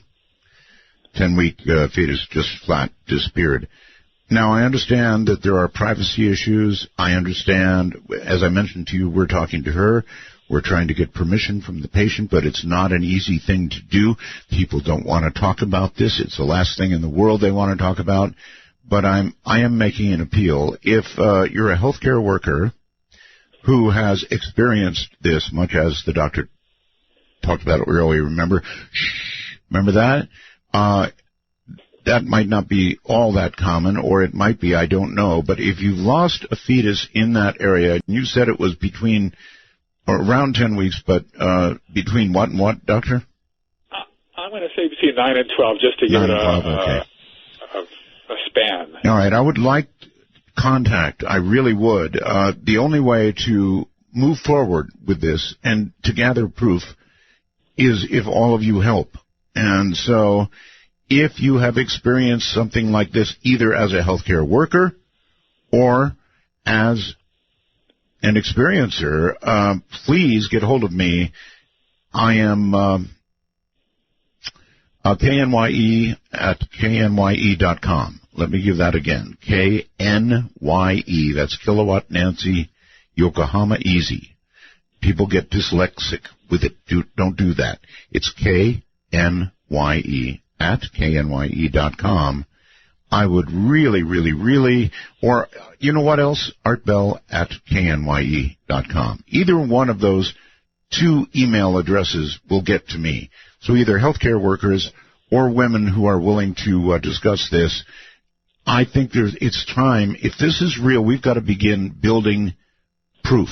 And I guess that's where you begin. Have you thought about how to build proof, Doctor? The proof is a tough one. Proof is ultimately getting a film in some way, following an abductee around, seeing when the abductee hooks up with a known hybrid, Yes. And filming them with from various different angles with different people who have no knowledge of this abductee, but who are wearing wires near them. And because when they're in public, they talk out loud. Otherwise, it would draw attention to themselves. So, the worst. I mean, the best way is to just bug people's homes with videos and have their permission, and see what happens in the middle of the night, or when people aren't around. When if they're living in, if they don't work, what happens to them during the day, and all that. Sure. And there's ethical problems here. There's non-ethical problems. I know that. I know. The main thing is... Listen, I talked to this nurse and she said, oh, no, I would lose my livelihood, my license. It would be gone instantly. So we simply asked her, next time this lady comes in, this particular case, would you please have her contact us? Now, the odds are probably pretty low of that, but it's worth a shot. Real quickly on the phone. Hello, you're on the air. Hello there, Bloomington, something, I think. Going once. Yeah, I have a question for the doctor. Yes, go ahead. Where do people get the Martian alien look form from? I heard you say they look like humans, right? No, the ones that come down here, what he said was the ones that do come down here, the hybrids that get returned to Earth, look every bit as human as I hope you do, sir. Exactly. So where did the Martian figures come from? We didn't mention Martian, did we? No, but I mean, there's lots of people out there that say they're alien encounters. They've seen a Martian instead of a human figure. Oh, I see. Well, so you mean just to say alien as opposed to Martian, I think. The ones that end up looking somewhat alien don't get returned to Earth. The doctor thinks they may be either disposed of or serving in a workforce. Okay. All right. Thank you for the call. There's actually a reason to think that has logic to it, and that is about the workforce situation. The population is exploding. Oh, it is. You're right about that. 7 billion, Doctor. Hold on. We're short break. Short break. National number 952-225-5278. You tell me, folks, is this a better way to take over a planet? Or do you expect large saucers, death rays, exploding cities, that kind of thing? I think this is the way you would do it. I wonder when the change is coming. This is Midnight in the Desert. To call the show, if you're east of midnight, call 1-952-CALL-ART. If you're west of midnight, call 1-952-225-5278. And I've got to get Ross back to work. Sorry about that. First time caller line. We've got it. And it is area code 775-285-5800. If you've never called the show, feel free. 775-285-5800. Or the Roswell entrance. That's area code 575-208-7787. Again, 575-208-7787. Skype, of course, at MITD51 for North America and MITD55 for the rest of the world. Doctor, welcome back. So many people that want to speak with you. Let's go here, wherever here is. You're on the air. On the phone, you're on the air. It says San Diego, I think, or something like that. Are you there? Going once? Going twice? Go on. Las Vegas, you're on the air. Hello. Welcome from KBET in Las Vegas. Art, I'd like to ask the doctor a question about these insect critters. Are they, what kind of insects, could he tell us what they might look like? Are they like bees, Okay, it's a good question. It's a fair enough question. People try to imagine, when you say insectoid, what... Go ahead, Doctor. Most people describe them as looking like, sort of like praying mantises. They have a triangular-shaped head. The eyes point straight down. There's no mouth to speak of, from what I can gather. There's no ears, there's no nose or anything like that. And they're very, very thin. Sometimes they wear robes, of all things.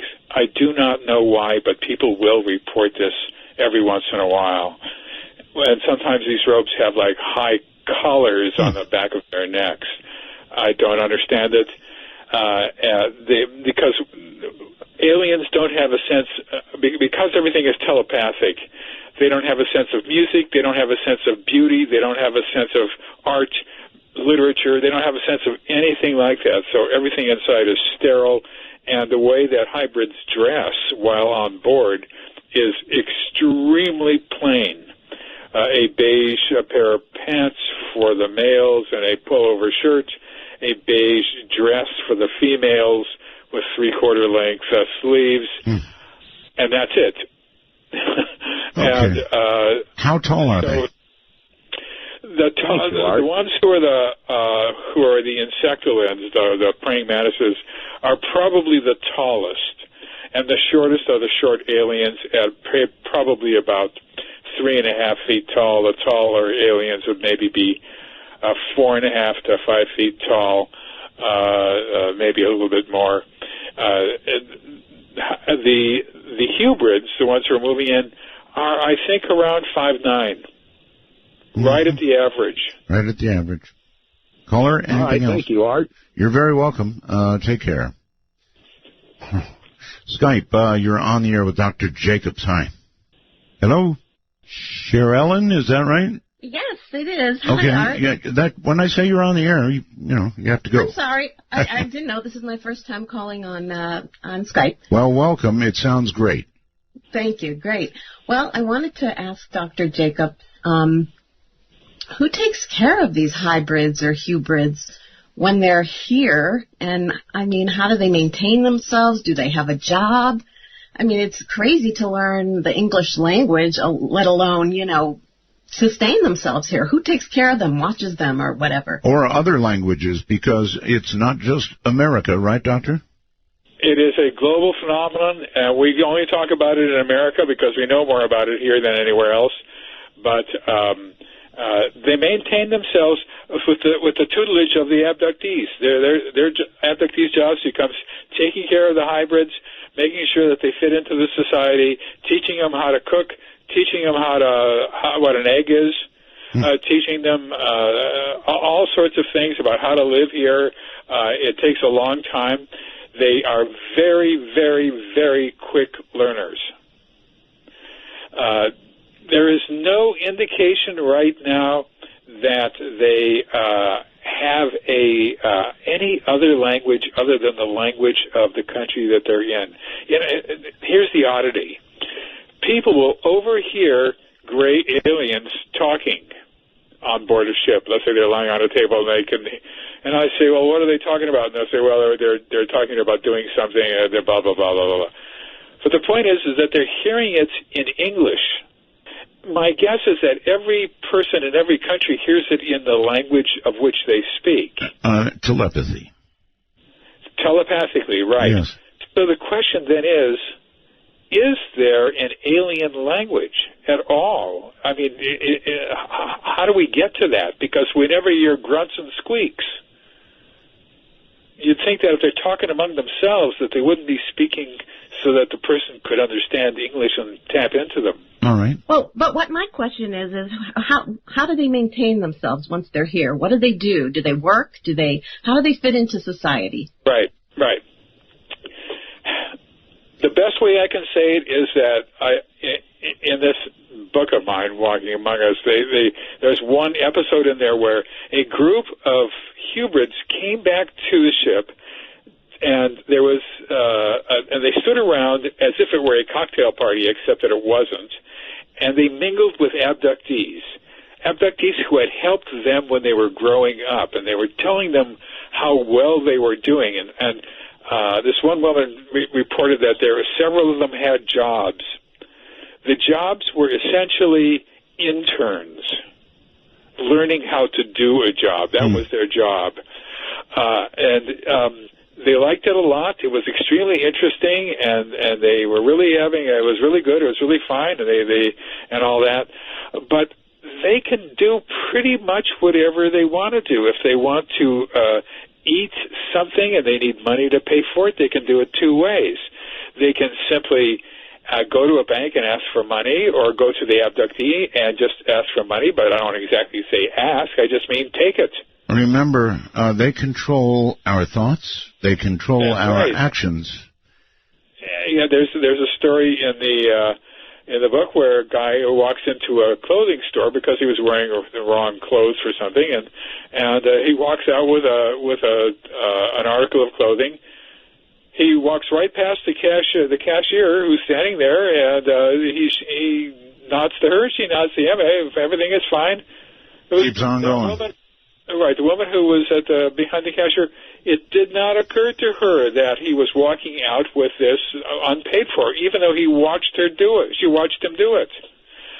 So now, how they're eating, I am not sure. I know how they're eating when they're with abductees, but how they're eating alone, we can't tell. Don't know yet. In other words, and here comes a little keg in the works, a little kink in the works, rather. If it was a keg, I guess they'd be drinking a lot of beer. But if it's not, the fact is that maybe they go up to the UFO from time to time to get nourishment. We don't know that. However, we do know that abductees have come to their apartments, made them food, showed them how to make food, showed them how to store food, and all that sort of thing. And we do know that they've gone to restaurants and have eaten food in restaurants with abductees. Probably going out without paying, just walking past, I'm sure. Well, if the abductee is there, they will remind them that they have to pay. Oh, that's right. They're teaching them. That's right. Yeah. Okay, well, thanks a lot. All right, you're very welcome, ma'am. Thank you for calling and using Skype, by the way. Thank you very much. All right, so here's somebody on my computer screen through the wormhole. It says, Art, but how do they get legal identity? They need an ID, credit cards, all the identity stuff that modern society requires. How do the hybrids get that? Fake papers or what? Right. We don't know that. Except that if they learn to drive a car, and we know that they learn to drive cars, that's not uncommon at all. Right. If they're stopped by a police officer for an infraction, the police officer they'd roll down the window, and the police officer would think, oh, this person did not commit an infraction. I guess I must have been mistaken, and that will be the end of that. Another talent that I'd like to acquire. Right, but other credit cards, I don't know how they do that, or if they just use an abductee's credit card, or if they tell the abductee to use a credit card, or if they just have enough cash on them for whatever they want to buy. And then I would presume, in the case of the store clerk, for example, that just let them walk out with whatever they've got, the store clerk would have no memory of that act, what she just did. She might later notice something's missing, but she wouldn't even know she did it, right? That's probably true. She would not have questioned the idea that the person walked out without paying. It would not have occurred to her to question it. Yeah. All right. Let's go to our first-time caller line. You're on the air. Hello. Hello? Hello. Art? Yes. Oh, wow. I can't believe I got on. But yet you have. Yes, I have. I don't know if they're really questions, but maybe just discussion points. Okay. I have two of them here. And the first one is it's a real scary thought. If they can control our minds and everything already, who is to say that there's no way in fighting these aliens, these beings? Well, wait a minute. That's a good question. Is there any way to fight this at all, Doctor? I don't know. I keep saying I don't know. If you don't know, I appreciate your saying you don't know. I worry about people I have on who have answers for everything. Here is one situation. In order to control us neurologically, the question is, Can that be done if a person is wearing a helmet or a hat that covers their entire head or something like that? We don't know that, and there's a guy named Mike Mencken who makes hats, and people swear that they're not abducted if they have these special Velostat-lined hats on. And you can't do that all day long, every day, 24 hours a day. But he might be onto something, and abductees say that works. But even then, it's difficult to tell because most abductees don't know when they're abducted. All they know is that they feel tired in the morning, and that's it. But we need intelligent people who can sit down and think of the weaknesses of this phenomenon. Now, this is a clandestine phenomenon. It is secret. It is kept secret from everybody. Nobody knows. That is extremely clever, extremely good. It allows them to do everything. But, in a way, it also shows weakness. There's a weakness there. Somewhere. I hope so. We can only hope. Yeah, we can only hope is right. Exactly right. And so what that weakness is, we're not sure of, and we need to have people who are a lot smarter than me, and lots of them, who can sit down and deal with this problem. And right now, there's a handful of people who are concerned with this in the country.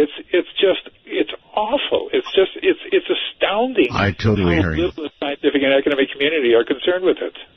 Caller, anything else? Yes, I have another one here, which goes back to some of your older shows. Sure. You've had shows with time travelers come and speak. Maybe the next time you have one, maybe you can bring up this subject, and maybe they know something from the future that we could use in our defense. Well, I'll keep that in mind, should I run across a time traveler. But what the doctor is describing is insidious. It is simple. It is effective. Again, they're not physically strong creatures, actually, but they've got a planet of 7 billion people to control. Now, how do they do that? Well, I think all evening long, the doctor has been explaining that. The only question that I have is when the change comes. And I guess that's just plain has to be open-ended, right, Doctor? Anything. It could mean just suddenly a superiority in numbers, that the number of them are so great eventually that they just naturally take over, and maybe it's only a 10-to-1 ratio or a 100-to-1 ratio, and they could easily take over in some way. We don't know the whys and the wherefores of this. The only ones who know that for sure are the ones who are the leaders. Professor, is there any indication they can control large numbers of people, or is it one at a time? It's well, it depends on what you mean by large numbers. In other words, on board a UFO, there might be maybe as many as 50 abductees. Well, in a room, there might be 100 tables, might be 100 abductees. All of them are under control. Now, are they all under control by smaller groups of gray aliens or whatever? That's hard to tell. But they can control at least abductees en masse. Can they control humans en masse? Don't know. Once again, we don't know. Okay. My guess is they probably can eventually. All right, and for the record, I've got what I consider to be a legitimate time traveler coming up pretty soon. On Skype, you're on the air with Dr. Jacobs. Hi. How you doing? Doing okay, sir. Question for Dr. Jacobs. Okay.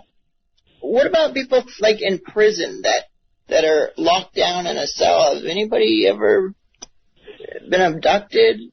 Yes, I do get letters from abductees who are in jail. Really?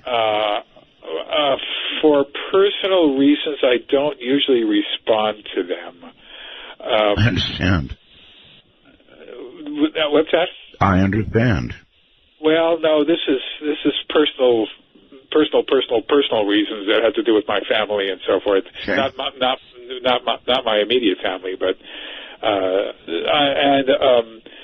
but they have. The question is, when there's a guard who comes around to check to see whether they're there or not, is there a small gray alien standing in the cell controlling that guard who looks in and says, oh, nothing here, everything is fine, no problem, and goes on to the next cell? That would be the only way that they could do it, because there's checks all the time, I would assume, to see whether the prisoners are asleep or not and all that. If they're missing during the daytime, that would be noticed. Indeed so. All right, I want to move along here. Atlanta, Georgia, I think you're on the air with Dr. Jacobs. Hey, Art. I just had a small request. If you could maybe play some pan flute music that I know you probably have. I do have. Anything else? No, that's it. Just many Roswells to you. Love the show. First-time caller here. Aren't you at all concerned about the possibility of, I appreciate your music request, don't get me wrong, but we're talking about the invasion of Earth here, so. Right. But you'd like to hear some pan flute music before that happens. Well, to me, my mind goes straight to, like vampirism or, something like that, to where they're, like preying on us. Well, I think Dr. Jacobs does not think that they have good intentions toward us. Now, what they will do with us and the world after the change comes, so-called change, we have no way of knowing. Right, Doctor? That's exactly right. They don't tell abductees, and therefore we don't know. Abductees, hybrids who live here don't know any of this stuff either. All they know is that their task is to live here. They're concentrated on being human, on living here, on meeting people of the opposite sex, of this and that. They're humans for all intents and purposes. And but why they're here that's their task. All right, here's a big one for you. So let's assume an integrated hybrid, right? Yeah. Is that hybrid likely to, I don't know if I ought to use the word fall in love with, obtain an Earth person for a mate? And if so, where does the reproduction go there? Yeah, the question is this. If a hybrid mates with an abductee or a non-abductee, what is the offspring going to be like? Yes. And so far, I have not uncovered any instances of that. In other words, abductees have not come to me and said that they're pregnant from a hybrid.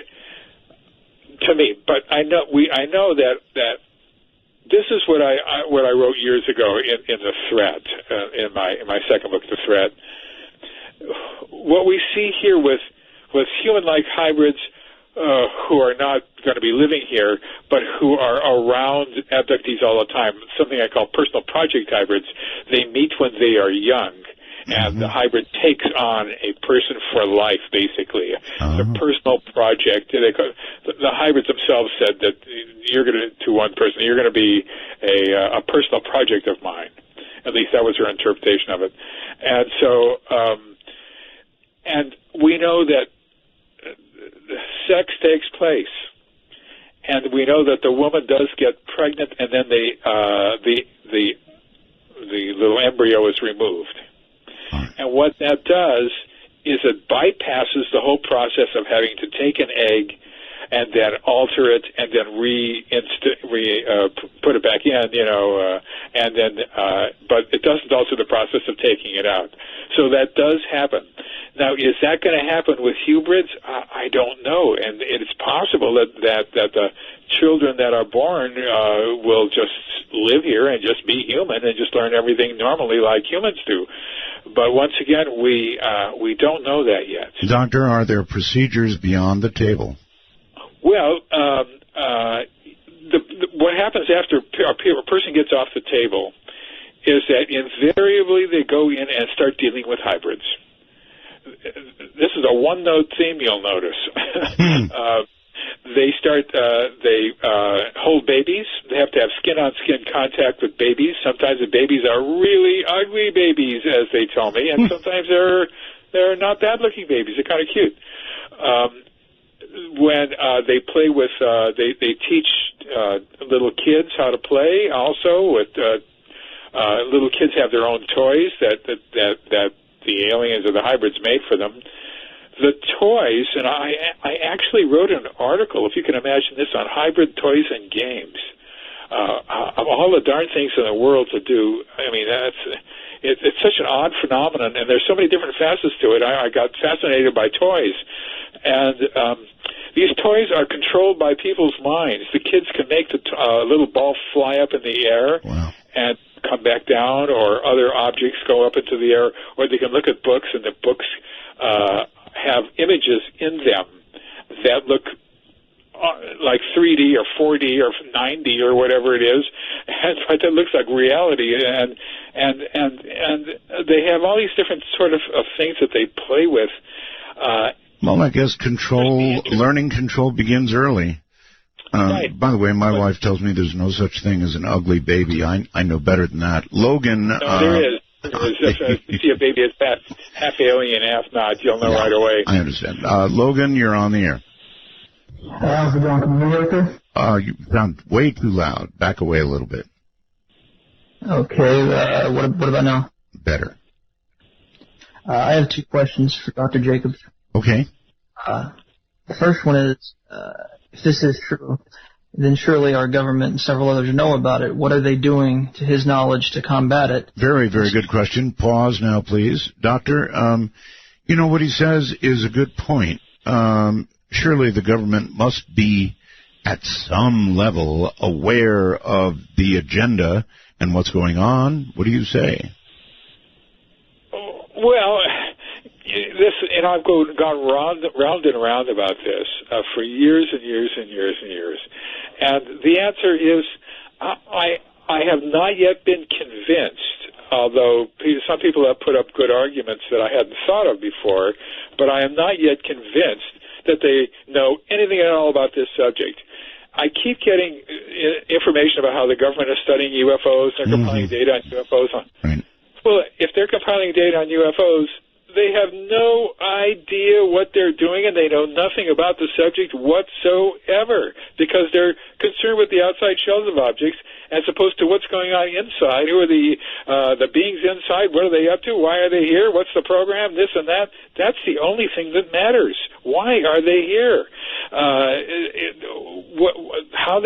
Their propulsion, where they're from, how they get here, all that sort of stuff. That doesn't mean anything. The only thing that has serious meaning to our existence is what's in these beings' minds. What are they going to do with us? Motive, you know. Therefore, they would be debriefing abductees 24/7. They would have been doing it for decades. Right. And we have no indication that that's going on at all. All right, Logan, anything else? Yeah, my second question was just if we were going to try to do something about it, what should our scientists here on Earth be, what kind of technology should we be researching to attempt to do anything? Okay, all right. Well, it's a good question. I'm not sure it's going to get a really good answer, but... Well, we can't do anything about technology. Their technology is too advanced. There's no way that we can do it. The only thing we can do is figure out how to stop abductions. Do it on our level, figure out who abductees are, if that's at all possible, because most abductees don't know that they're abductees. And, it's a secret phenomenon. It's clandestine, and the first way you keep it secret is by keeping it secret from the abductee, obviously. Sure.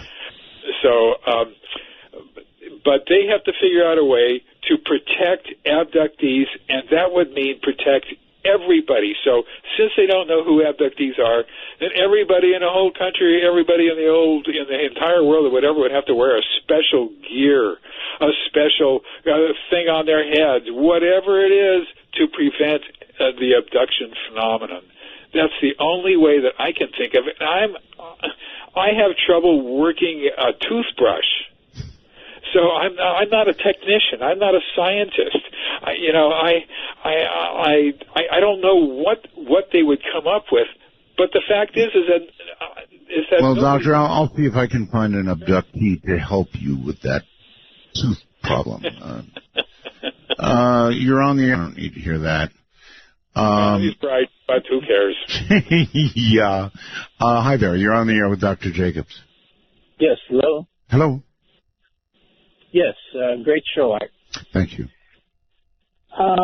Within the last approximately 15 to 16 years ago, I had an opportunity to talk to an individual who was a personal bodyguard to an extremely high federal official. Okay. And I talked to this person after midnight at this friend's location somewhere here in California.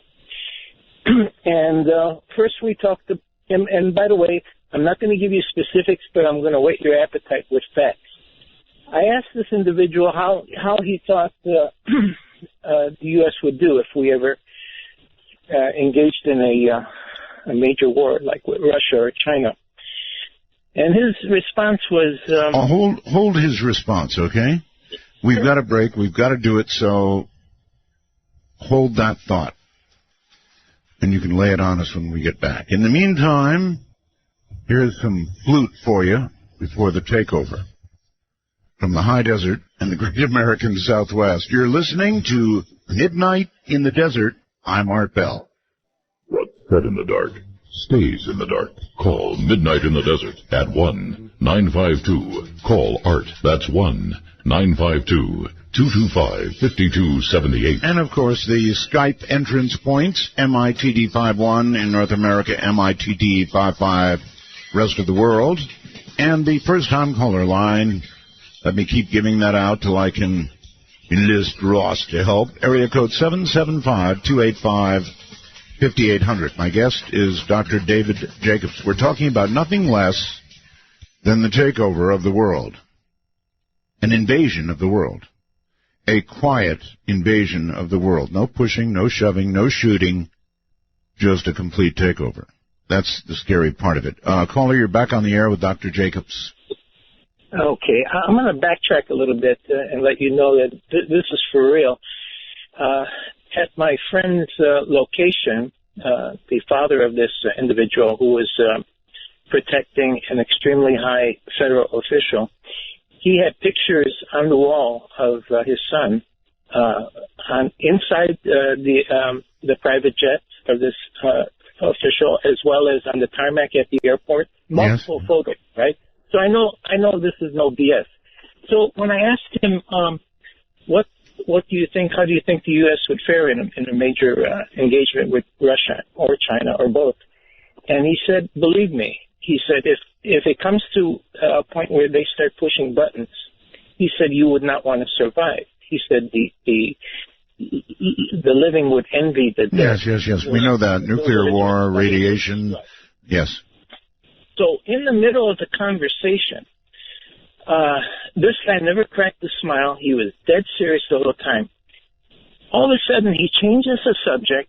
He's got a bizarre look on his face and in his eyes, like he got spooked, like he had come in contact with something that literally shook him, rattled him, like shell shock from a combat veteran. Right. And he says to me off the wall, he says, if you saw what I saw, your mind would not be strong enough to handle it. And at the time, like approximately within the last 15 years, I said, well, I don't see how that could be because, I'm a combat veteran and I've seen some horrendous things that would drive a lot of people into some, bad, very bad things. I said, I don't see how that could be possible. So he looked at me and stares me once again with a bizarre look in his eyes and on his face, and he says these words. He says, once again, if you saw what I saw, your mind would not be strong enough to handle it. So I said, I just cannot understand what you're talking about. I'm taking this. So did he finally cough up what he meant? So this is the finale. So I said, giving him all the respect, I said, sir, could you give me an idea, a general idea of what you saw? End of conversation, not one further word. That was it. And I am convinced now looking back, and I've had a lot of time to review this in my mind over and over again. This man was sworn to secrecy. He went to locations around the country and probably around the world that nobody gets to see with this extremely high federal official. And my opinion is he saw the unthinkable, something like from another world that shook him, rattled him, and this man was not the same, and he wanted to tell somebody. Okay, well, I get it, and thank you for the call. It may well be that he had contact from some sort of alien or some sort of, who knows, but people do get affected like that, and I think that what Dr. Jacobs is saying is that when the change comes, a lot of people are going to have these sudden, what's the right way to put it, epiphanies? No, not really. They're simply going to change their behavior immediately, Doctor? Well, I think that when the change comes, if we're not in the change already, but when the change comes, it might come suddenly in some way, or it might come gradually. But what it means, I think, ultimately, is that humans will be just relegated to a second-class position, maybe even gotten rid of, for all I know, and that this planet will no longer belong to human beings. It will belong to them for reasons that are unknown. But the thing is about abductions is that they start in very early age, and they continue with great frequency all the way into old age, into probably the late 70s. Mm-hmm. And consequently, it's not a one-stop event. It's a series of events that affects a person's life, whether they know it or not. People who don't know it know that they lead odd lives, that they have missing time sequences of a couple of hours, and they can't account for where they were or anything about it. They know that they've seen dead people have come back to them to say goodbye after they've been dead for 9 or 10 years. Just one quick question, Doctor. All the people out there listening right now, do you think that any of them are abductees? And if so, listening to you now, do you think they realize it? Do you think they know they're abductees? Do you think they know they're part of this bigger plan? And well, knowing you're an abductee is big enough for most people. And what happens is they'll read something. And they'll realize, oh my God, this is me. This has been happening to me. Yeah. Now I understand it. Right. Or they'll see a picture. When Whitley Strieber came out with his book Communion, which had a sort of a picture of a gray alien, although it was not what gray aliens look like, but it was close enough. It rattled people. Hundreds, thousands of people wrote to UFO researchers saying, "I know this alien. This, That's right. I've been with him, or whatever." I've had people who told me that they saw that book. They picked up the book to look at it, and they saw the cover, and then they just threw it across the room. They have these visceral reactions to it. Oh, I know.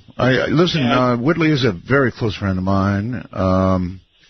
He's been going through a lot of grief lately. I'm going to have him back on, but I had him on, and he described the entire procedure to me on the phone, and I'm here to tell you, Doctor, what he went through and what he described was embarrassing. It was an anal probe, and he has never heard the end of it, and the jokes, all the jokes that people have made about it, but he told that story. Nevertheless, he was actually crying on the air. It's very embarrassing, but you want to tell the truth. When you tell this story, you want to tell the truth, and he did. That's right. He sort of made the anal probe famous, actually, and people do have that from time to time. Once again, we don't know why, what it's for, what they're doing there. One time I figured something. I figured two things out in the actual examination. I figured out that they take their finger and their thumb and they place it at the top of a person's backbone, and they just go down the backbone, finger and thumb, tracing through all the vertebrae. Mm-hmm. And then with special attention to the coccyx, and then back up again. And I had no idea what that was. It made no sense to me. It happened to Barney Hill, of all people. Mm-hmm. It happened to, and it's happened hundreds and hundreds and hundreds of times. All right, so many people want to talk to you. Jim on Skype, hello. Hi, thanks for taking my call. Sure. Doctor, I have a question for you, and actually, Art, you would be interested in this also as an amateur radio operator. Okay. It's been suggested to me that as far as mind control is concerned, that they use radio frequency in some fashion superimposed over all of our television, radio, media of all kinds, and I'm just wondering if you had heard anything about that. Okay. I have not heard. I've not heard anything at all about that, about future decisions and future events to happen. I don't know why they would want to do that if they're moving in and they go to Walmart and they buy a television, with an abductee. Okay. All right. Let me add something. I interviewed a number of people about the HARP project, Doctor, and there was a mind control aspect to it. They were convinced, and I think they perhaps even proved that they could bounce a signal off the ionosphere and cause an opposing army to be confused, cause an opposing army to be basically dysfunctional, and obviously an easy kill at that point. So, our government certainly has played in that arena. Very quickly, I think Indio, California. Hello. Hey, Dr. Jacobs. I just got a quick story of I actually had an encounter of what I believe was hubris at the grocery store. It freaked me out. Really? Yeah, okay, so what happened was I just went in to get some, basic stuff. I saw a taller individual that was skinnier and a normal-looking, more human, you could say, individual. The taller one was kind of androgynous. Anyways, they were basically going item by item, even ordinary things, bananas, strawberries, milk, that anybody would know, but they were, teaching them about it. I kind of started following them through the store, you know what I mean? Wasn't really trying to make myself known, but after a while they caught on, they turned around and kind of looked at me, and I left. I didn't really think about it till, I thought about the second time, last time Dr. Jacobs was on, and I was like, oh my God, that was probably a hubrid teaching, as soon as they grabbed the Hot Pockets, I was like, boom, out of there, but it freaked me out. I wonder if anybody else has seen that. That is classic, right, Doctor? It is. That would be usual, yes. That is something that they do. There was one time a woman was going around with her personal project hybrid, and he was interested in the market, even though he wasn't living there. And she was telling what things were, how they cook them, and he picked up a loaf of bread. He said, "Do you cook this too?" Yes, exactly. It was that type of situation. I was like, this is knowledge that every human, adult would know. Could have. Ridiculous. Yeah. Right. Well, the first thing you have to learn about this couple is the guy from some foreign country that's way out of the way, and he's never been in a supermarket before. He's never seen food like that. You have to eliminate all those things. And yeah, sounds like it though. It seemed out of this planet. I had no other way of explaining it, but your hubrid theory kind of fit in very nicely. No, it indeed does. All right, look, again, I'm going to say this again. If there's any women out there who don't mind talking, and or healthcare workers who have seen these embryos disappear around the 10-week mark, plus or minus a little bit, I sure would appreciate an email, artbell@knye.com. That's artbell@knye.com. Mark, you're on the air. Howdy. One of my earliest memories I have as a young child was a nightmare about gray aliens and whatnot, a face floating above my head, I think in a crib. Right. And watching communion completely put a fear in me, and it creeped me out. As a 17-year-old, I was clinging to my mother. Right. How could I find maybe a hypnotherapist or regression therapist that's legitimate to try to get this garbage out of my head? Well, there's only a handful of us around. There's Yvonne Smith in Los Angeles. There's me on the East Coast. There's Jed Turnbull in New York, and a couple of other people. A lot of people have agendas. You have to be very careful. They think that these beings are here to help us, to save us, to heal us, to heal the earth, to heal everything, and they're just wonderful, and they're light beams, and they dance with them and this and that.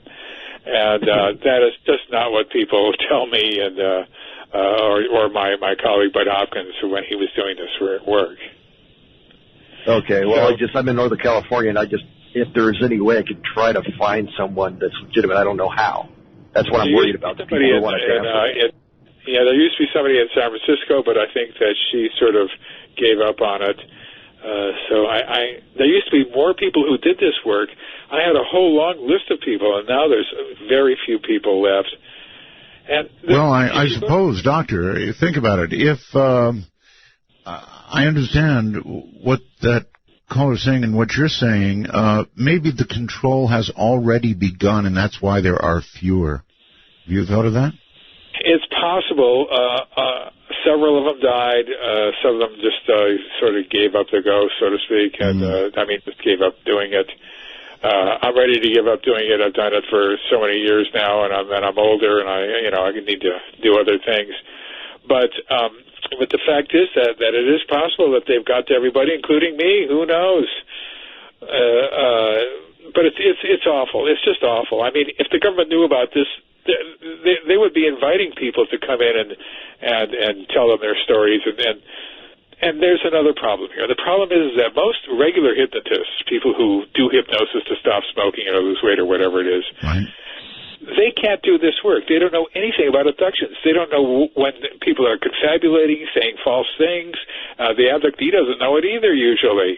They don't know how to deal with abductees at all. People think that they do, and they get charged exorbitant fees to do hypnosis and all that, and then nothing comes out, and if something does come out, it's false memories or false information. Mm-hmm. And hypnotists don't understand that there's a learning process for abduction hypnosis. You have to know about the abduction phenomenon.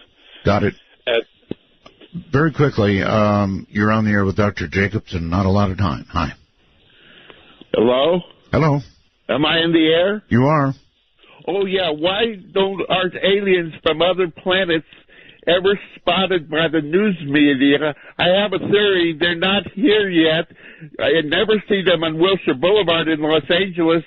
My theory is they're not here yet. Okay. Well, you're welcome to your theory. Hello there in Ohio, I believe. You're on the air with Dr. Jacobs. Yes, I was wondering if these hybrids are intelligent enough to hold positions of authority within the government, and if so, could that be why you don't ever see nothing in the media? That is a good question. Yeah, and they certainly would be intelligent enough to hold positions within the government if they had a tremendous amount of knowledge about the society. And what that means is, the question then is how long have they been doing this? How long have they been integrating into the society? I don't think all that long, and the reason is because people didn't start telling me about this until around 2003 or so. Mm-hmm. And before that, I wasn't getting these kinds of accounts. And now, as Karen Morgan, the one who's in all three of my books, told me, with her, it's all hybrids all the time. They've gone past the gray aliens and all that. Doctor, are you really going to stop doing this? Well, I just signed up a new person to come because I promised her that I would at a conference, but I'm old and I'm tired. And I'm in sympathy with that. Thank you again for being on the program, and if it is one of your last appearances, I'm glad we got it, and I think you're spot on, as the English would say, and it's really something to go to bed and think about tonight, folks. Dr. Jacobs, thank you for appearing. Thanks for having me, Art. I really appreciate it. Take care, buddy. Dr. David Jacobs. And yes, I had him back. And again, I want to ask if anybody out there has experienced a pregnancy of the type we talked about earlier, or you're a healthcare worker who can, anonymously if you must, relate this sort of story, we want to know how much of this is going on. I know of no other way to uncover this, frankly. Anyway, from the high desert to all those time zones, I'm Art Bell. Good night.